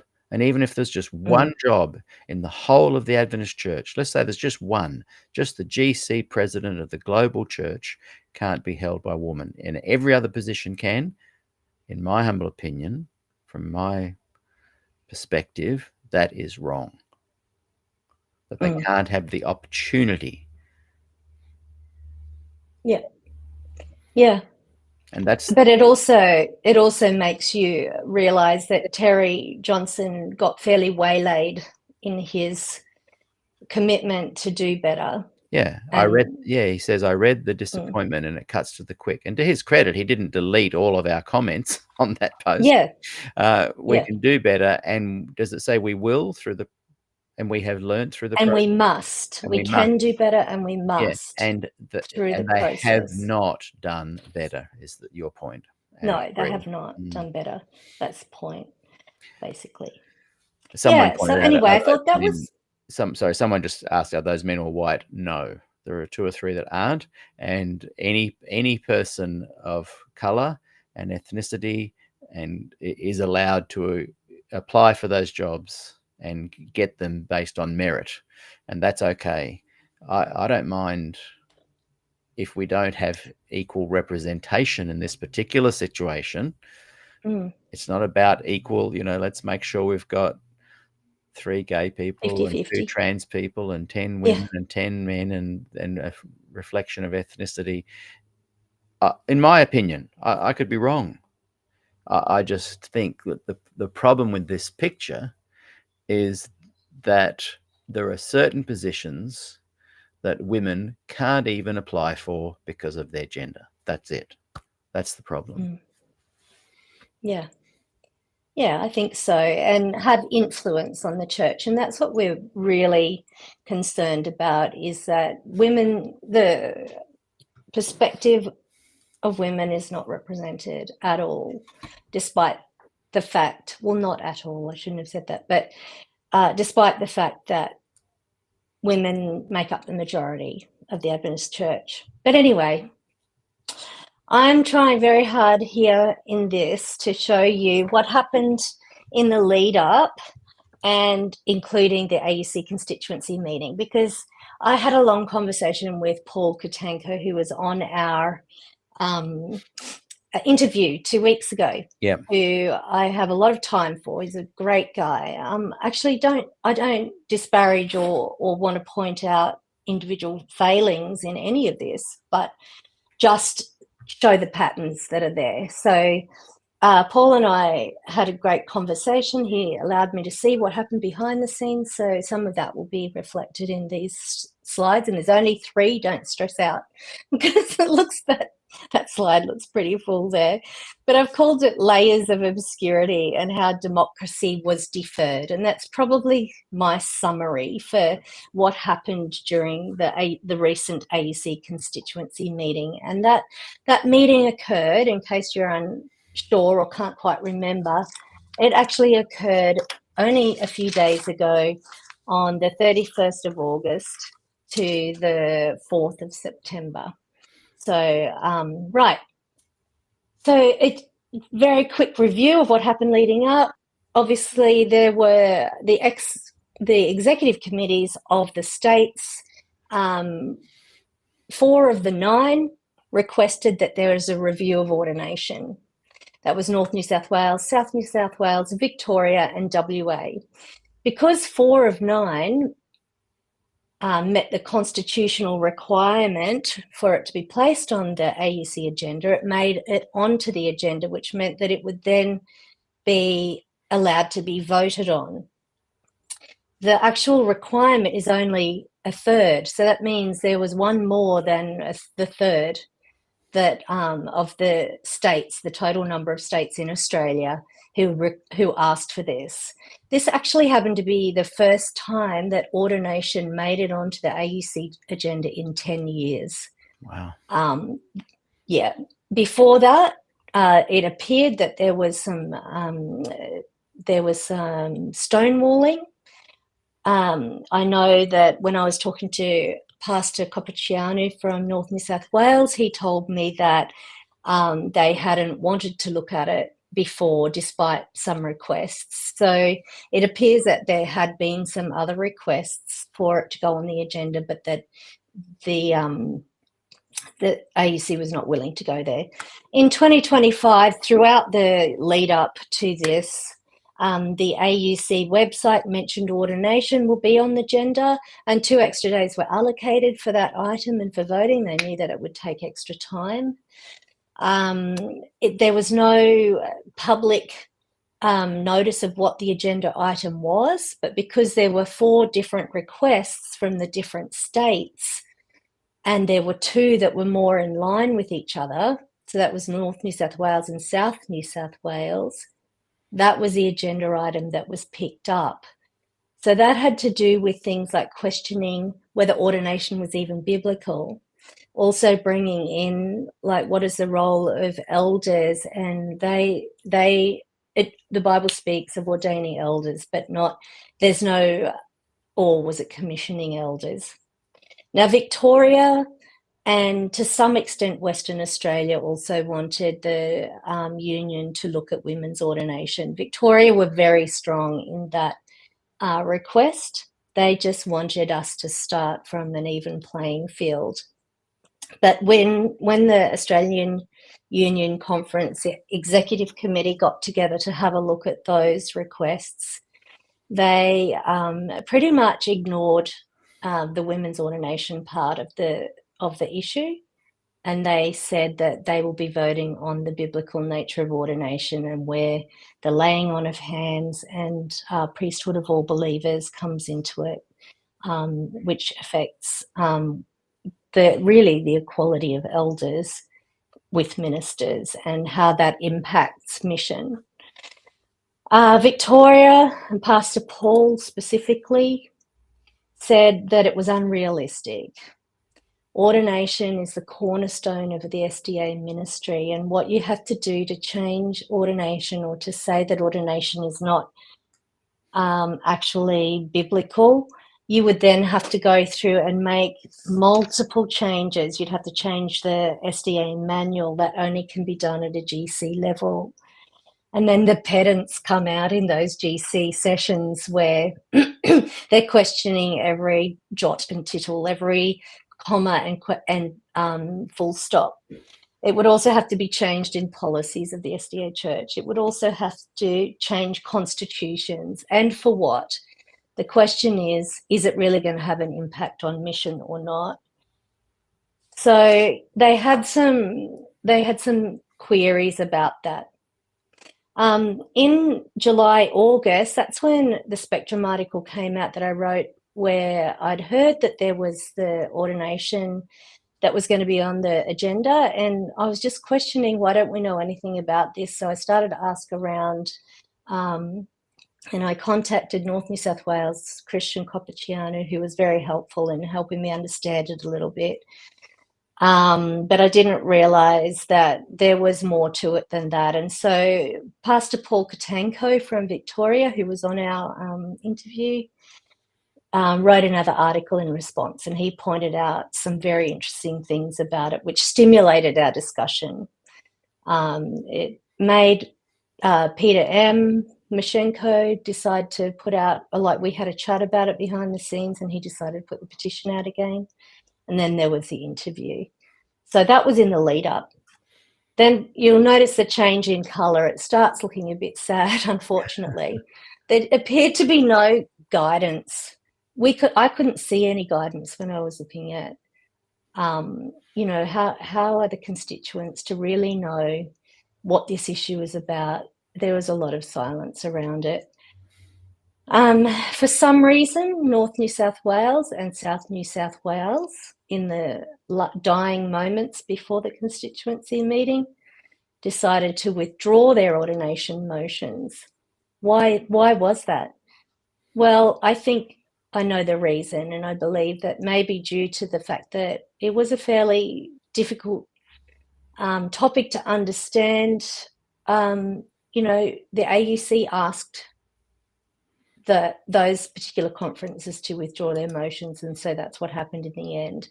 They agreed to a discussion, however, but there was therefore no more mandate for the AUC to keep it as an agenda item which would go to the vote. So it was downgraded, no longer a vote, discussion only. And what I've got here is, the gate comes down and they're starting to gatekeep. So does this mean that there will be less or no chance for motions from the floor? Well, possibly. So we need, the question is, was that even constitutional? Were they going to stop motions from the floor altogether? Were they going to allow them? Were they going to allow them to raise it? Were the constituents to raise it or not? Paul and I have had a conversation about a very small meeting that went on after the first AUC evening, when on the Sunday night, and he revealed to me that there was a very close and tense sort of meeting between him with his supporter, Pastor Kim, they're both supporters of women ordination, Dr. Pratt, who is now the new president of the AUC, who has said in the past that he supports women's ordination, has been very open about that, and Pastor Copacciano, who's the North New South Wales Conference president. In that meeting, we found out that there was some hate mail that had been sent to the conference presidents. They were called scumbags. They were called things from people who support women's ordination, which is a bit disappointing, to be honest. But that was used as a reason for why this is not a good idea. Dr. Pratt, Sorry, although he's... so you're saying that because they got some mail from progressives saying that they were being scumbags and too slow, that they therefore proceeded by less action? It does sound like that had something to do So with it's it. like, Paul oh, you're didn't say calling me that. names. We're going to take the ball away from you even more. Is that what you're saying? I would imagine, Peter, that was part of it, but I say that. I was disappointed to hear that there was hate mail, because I don't think we need to resort to that. But, like, I can understand the frustration that people feel. But that was raised, and I wonder why it was raised. Like, but Paul was a bit shocked that had happened, and he said, would that have been, supporters of women's ordination? He was a little bit frustrated about that. I understand it, but I think that was a leveraging thing, to be honest. Like, if you ask me, I do believe it was leverage. But I wasn't there. I wasn't there, and I actually didn't ask that particular question of Paul. But Dr. Pratt, despite being a supporter of women's ordination, says, let's go for unity. Please don't do this. Don't make a big deal of women's ordination. That was basically the the message. There was no real resolution to this particular meeting, although Paul said, look, I understand. I didn't, maybe I didn't understand the full situation here. But I think we still need to put women equal with men, and then have the conversation about whether ordination is even biblical or not. Because if we can start from a level playing field, that's how it should be. So and he said... So he's suggesting everyone gets commissioned, like the Danish guys and the union, the Norwegian union. Was that what Paul's saying? Well, he just said whatever ends up being the case, whatever the results are, we should start from a position of equality between male and female ministers. He said, if you want to have that discussion, that's up to you. I don't think that the discussion is going to go anywhere about whether ordination is biblical or not. I just don't know what that means when someone says that. It seems to be like, okay, yeah, let's all be equal. Now what? This is the situation. The Adventist Church is not going to get rid of ordination. So you go through a process of elimination. But that's what they're discussing, Peter. They're discussing whether they should get rid of ordination. Yeah, but they can't control what the GC decides. But they think they can make a decision about that. Like, it'd be far less radical for them to just ordain women like they have done in the North American division, or decommission all the pastors, if that's within their power, and make everybody like. I think what people are frustrated with is all the talk. Like, there are things you guys can do. There are literally things they could have done last week.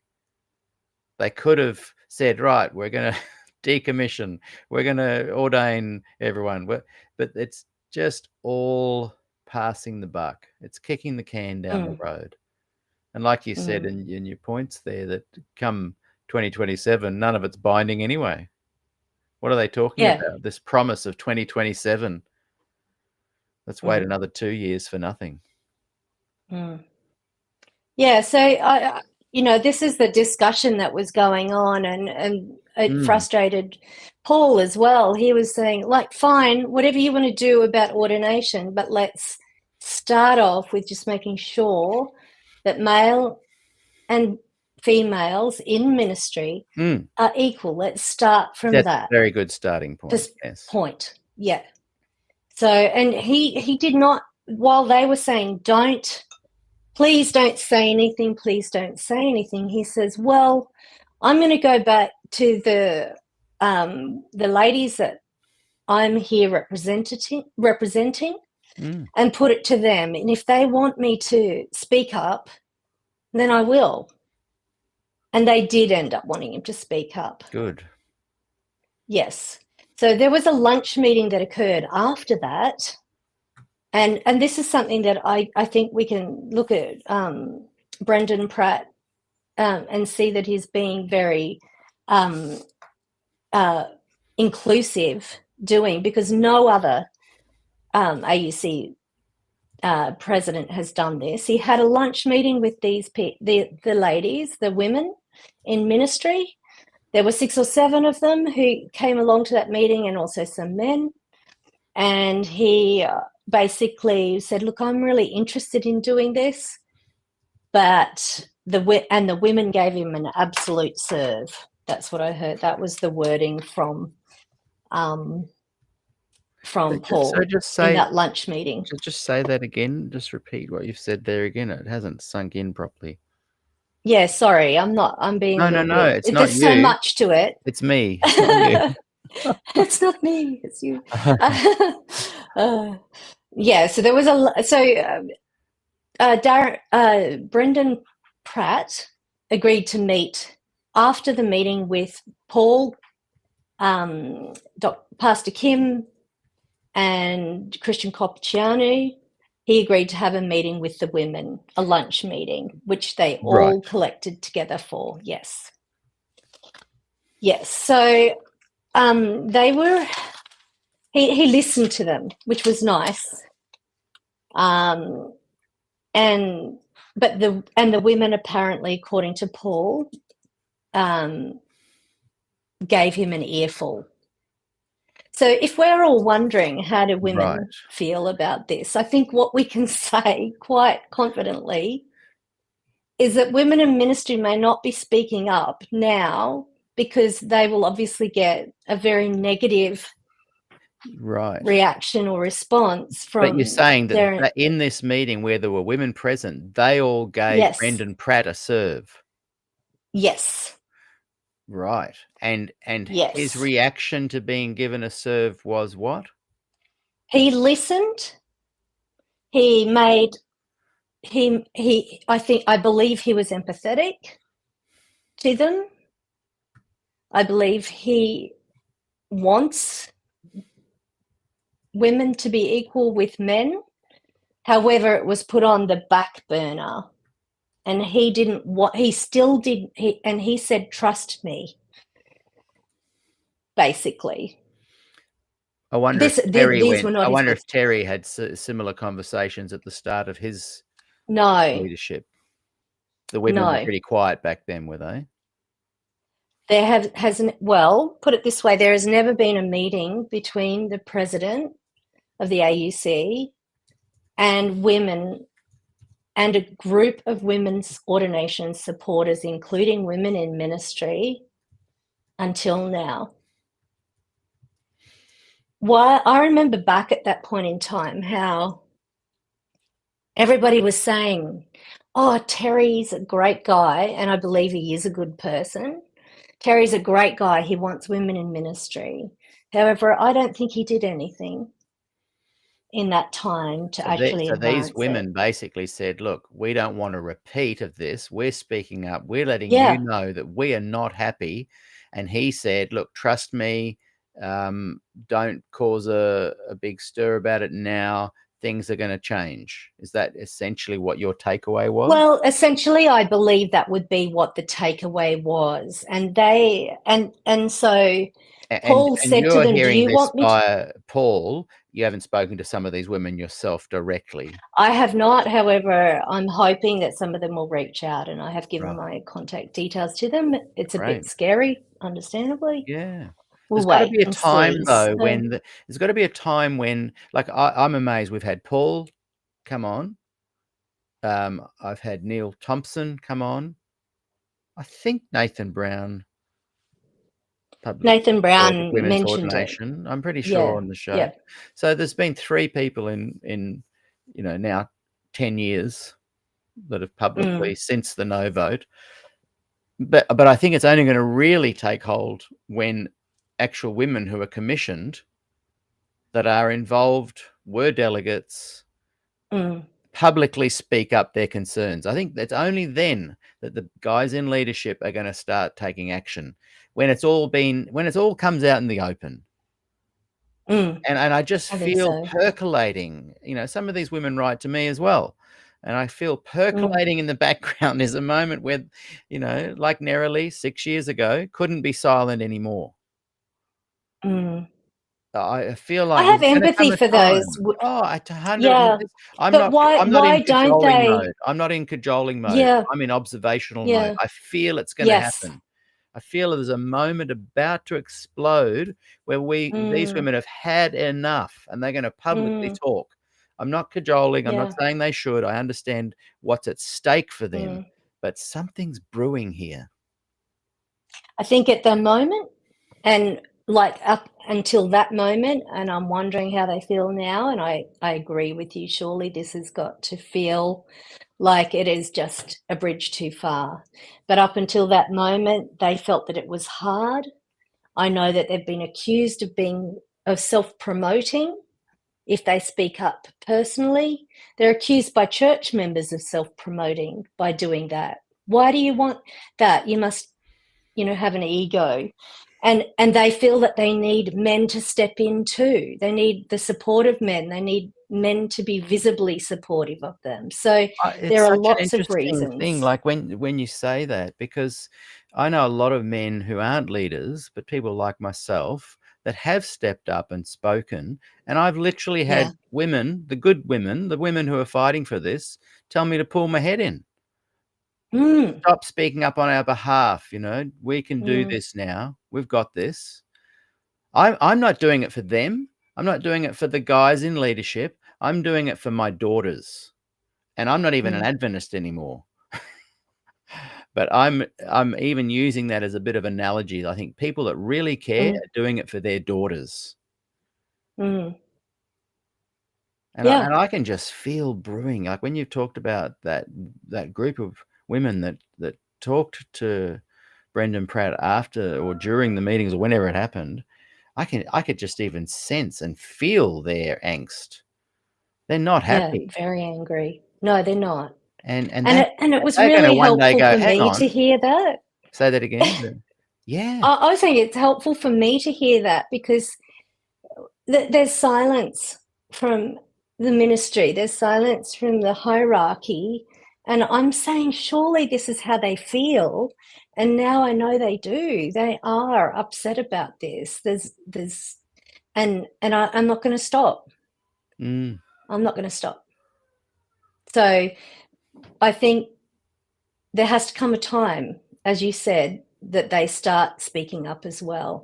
And it doesn't matter if somebody's going to say, you're self-promoting. Well, no, not really. This is about how they're treated. This is about the daughters of Adventism. This is about the next generation literally being birthed, coming into their teens. This is about them. And I can just feel that finally. The sad reality is that the men who were wanting to speak up and fight, they've pulled their heads in. I don't do many shows on the topic anymore myself. Yeah.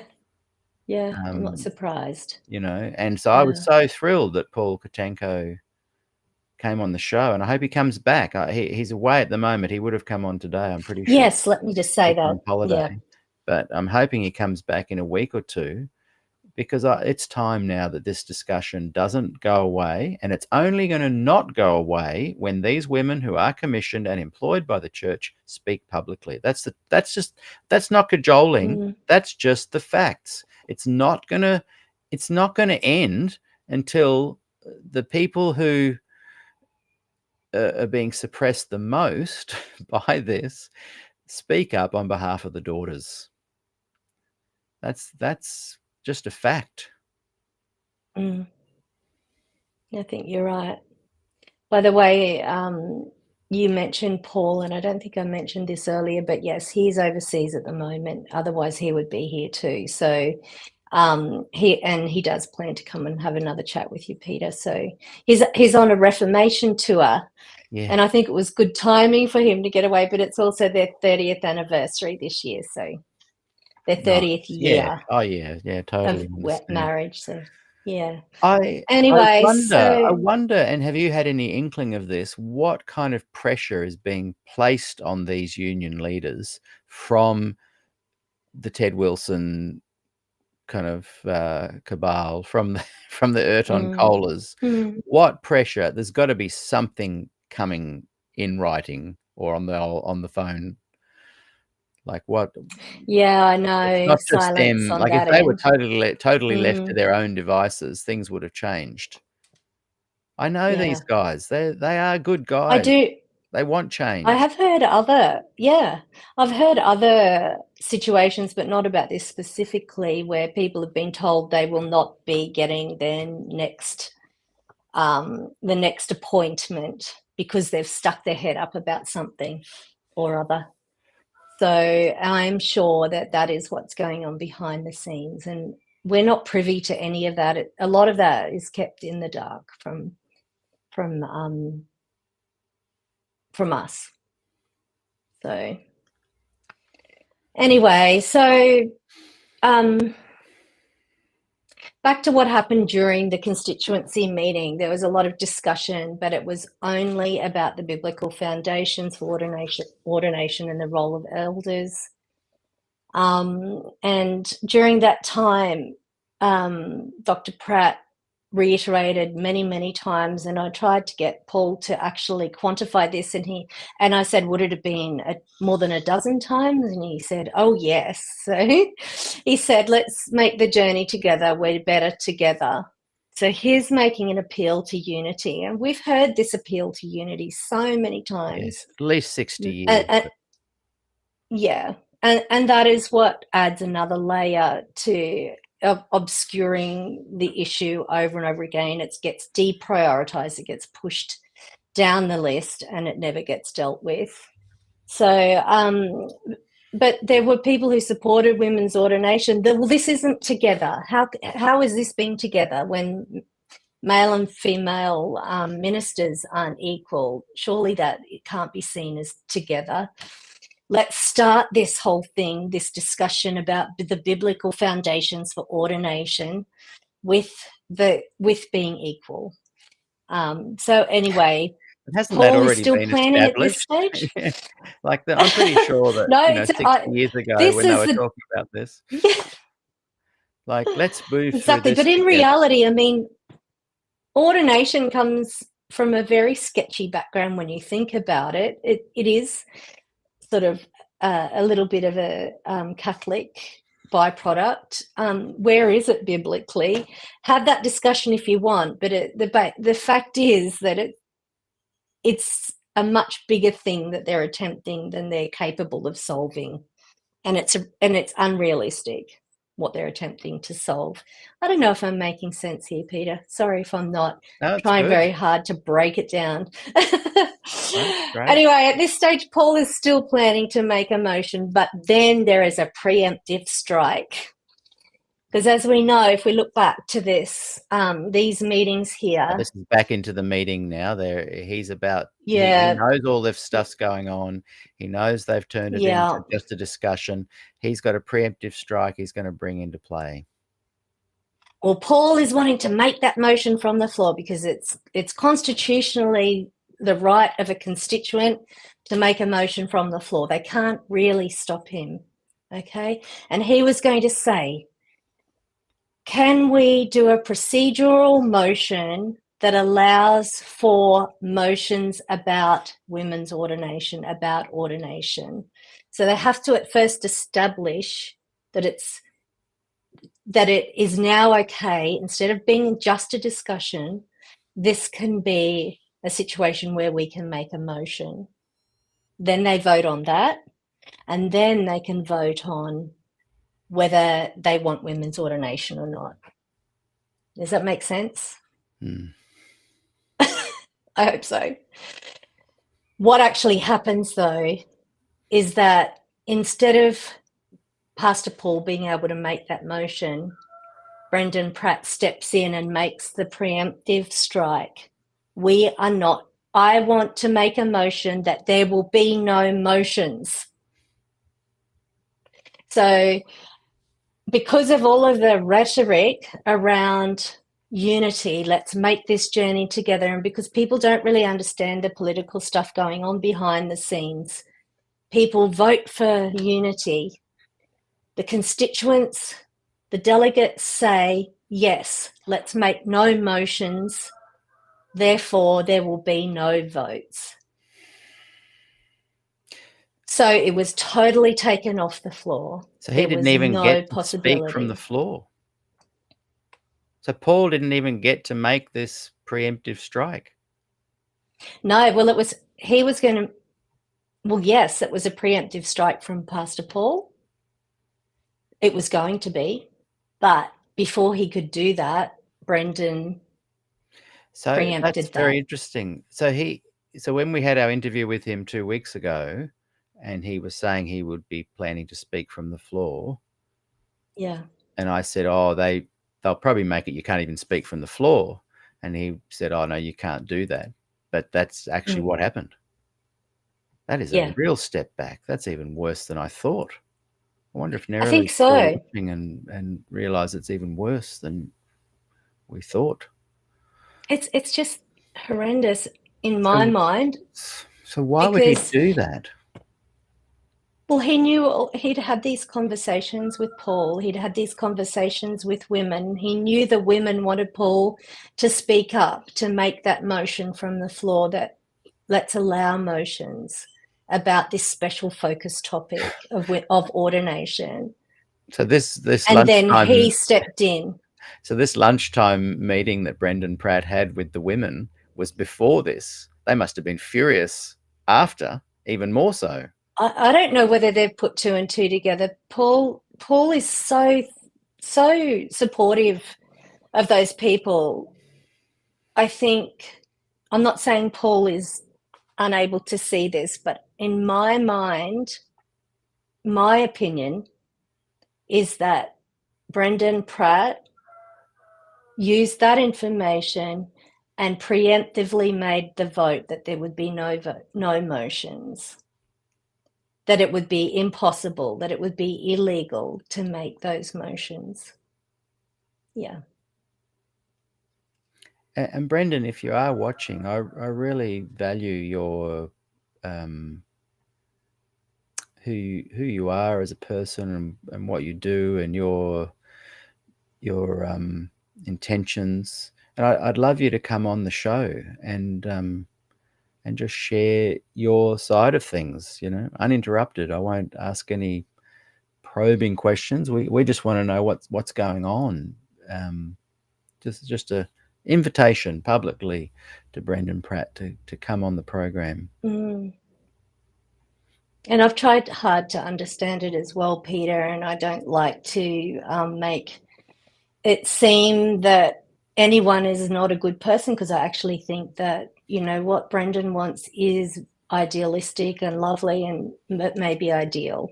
So Brendan wants there to be unity amongst the 9 conferences if it does come to a vote on women's ordination, or any vote on ordination at all. He wants there to be unity, and he wants that from amongst the church members as well. He wants them to be aware. So that last point that I've got there is... What does unity and consensus mean? Like, if there was a democracy, then therefore it would go ahead. So when he says unity, he doesn't, and consensus, he's not really meaning the popular I think he vote. wants total, not... He wants the Ted Wilson style unity, uniformity. Or complete... I think he honestly believes that he will be able to make it happen amongst the 9 conferences, that they will come to 2027 with an understanding that this is what should happen, that certain things should happen about ordination, but he wants all of that to happen first. And I just think that's a beautiful thing to want. I really think that's a lovely thing to want, but it's not realistic. I don't think Not it's going to happen. realistic. Like essentially you're saying 100% guarantee nothing's going to happen in 2027. There is not. Well, that's going to my be opinion. uniformity on this. When He 75% wanted as much of, consensus. when 75% of people want women's ordination in, and you want the that was remaining the TOS committee. Yeah, Yeah. There's lots of stats flying around, but There are stats out there. There's a general majority. There's a general sense that there's a majority of Adventist people in the pew that want to see it happen. You're not going to get everybody, particularly in a church that's already deeply divided on theology. You're just not. It's just not going to happen. It's not realistic. It's like, you know, organizing a heavy metal festival and the committee are all, you know, country music fans, hoping that there'll be some way they can convince the audience and the bands to have country music artists on the stage. It's just not going to happen. Wake up. It's like that is just not going to happen. Yeah. He didn't say 100%. I don't think he said fully 100% consensus. I think what his thinking was that there would be a large, vast majority who agreed. And that I don't think that is going to happen at all. But the 9, I've heard both sides. I've heard both things. So I'm unsure what he actually said there. So I just want to make that clear. That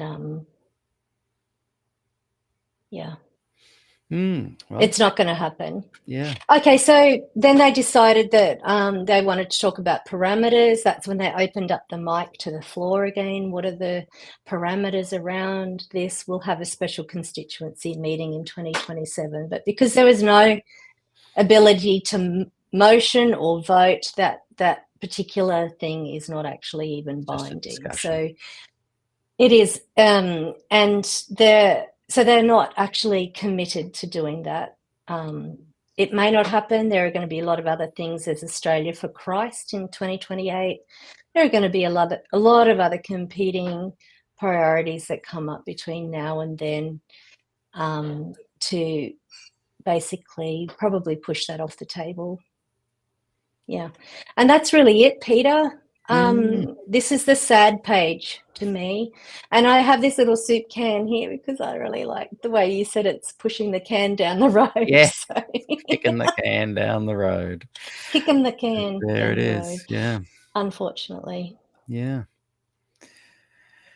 Well, thank you for that. And look, you know, it's funny having these conversations because in my mind I want them to be erudite, concise, to the point, snappy, done. But there's so much involved and there's so many differing views and opinions being thrown around in the comments, and you can just feel the chaos in the air. It is. But that's chaotic. Okay. It's because this kind of suppression leads to the very people being suppressed complying the most, and the people outside who almost should care a less feeling the angst on their behalf and trying to offer some kind of help or platform. And there's just an air of discomfort I feel on this topic. And because all of the players involved are somehow messed up by it. And it's just, it doesn't have the light of the gospel in it. It just has a sense of, you know, if you're looking at by their fruits, you shall know them. You know, we are all the fruit of Adventism, and right now, you know, I'm not proud of myself. I'm not proud of any anyone involved. I look at people like yourself that are being soldiers and writing great articles, and people like Nerily who've spoken up. But right now it just feels like we're all just trudging along through some kind of mire. And I don't it's think just we should be. layer I don't think upon we should be. layer. I don't think we should be living like that. Life shouldn't be like that. Yes, we should have differences and great discussions on what we disagree with and whatnot, but there's got to be a centrality of what Christ came to manifest in a gospel-based community, and what is being manifested in Adventism, on the fringes of Adventism, in the former Adventist realm who maintain a connection with Adventists, is anything but a gospel-centered, Christ-focused community. And I include myself in that. The frayed edges and the unfocused processing of it all. It's just unpalatable in so many ways. I think what really struck me out of all of this was that, there were artificial barriers inserted into the whole process. There was the misuse of hierarchical power, in my mind, to stop it from becoming something that everybody could have a discussion on. And that's what really troubles me, is where those things are imposed. Because we've seen that so many times over history in Adventism where that happens. So yeah, I don't. It really depressed me, to be honest. And to listen to Nerily, and she's in a good place now because she has left. For her, that decision to leave was a good one, but not for want of trying. Yeah. Anyway, we will wrap it up there, and just a quick shout out to Rick. His daughter's going through some stuff at the moment with some medical stuff, so we all want to send you a lot of love there, Rick, and you're in our thoughts, that's for sure. And as I said, tomorrow I did invite Schley on the show, but I'll have to check his messages. If not, we've got the Bob Brinsmead, the famous first ever interview I did with Robert Brinsmead, airing for the first time outside of our private group. That'll be tomorrow, so join us for that. And then the next day we have Nikki Carlton talking to us for Good News Fellowship, and can't wait for that as well. So thank you, Debbie Hooper. Really appreciated your conversation and your efforts today, and good on you for what you're doing. I highly recommend that people go and search Debbie Hooper on Spectrum.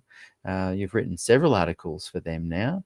And how can people write to you if they want to get in touch with you today? If you've inspired some people who really want to perhaps network and gather around you and offer you support, but also maybe ask you ways that they can, contribute to improving this situation and bringing an end to this injustice.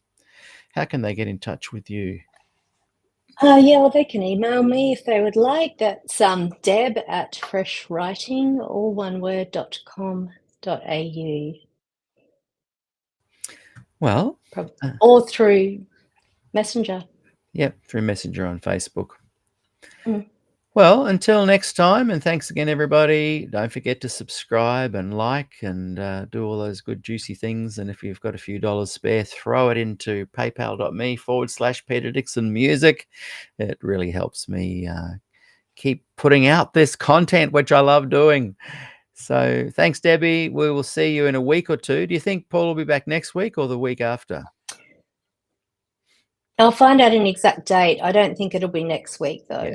No, that's cool. But very soon we will have Paul on, and we're going to do one more show on this topic, but hopefully it's really started a whole wave of conversation. Till next time. See you, Deb. See you, everybody. See you Thank you. tomorrow. Bye-bye.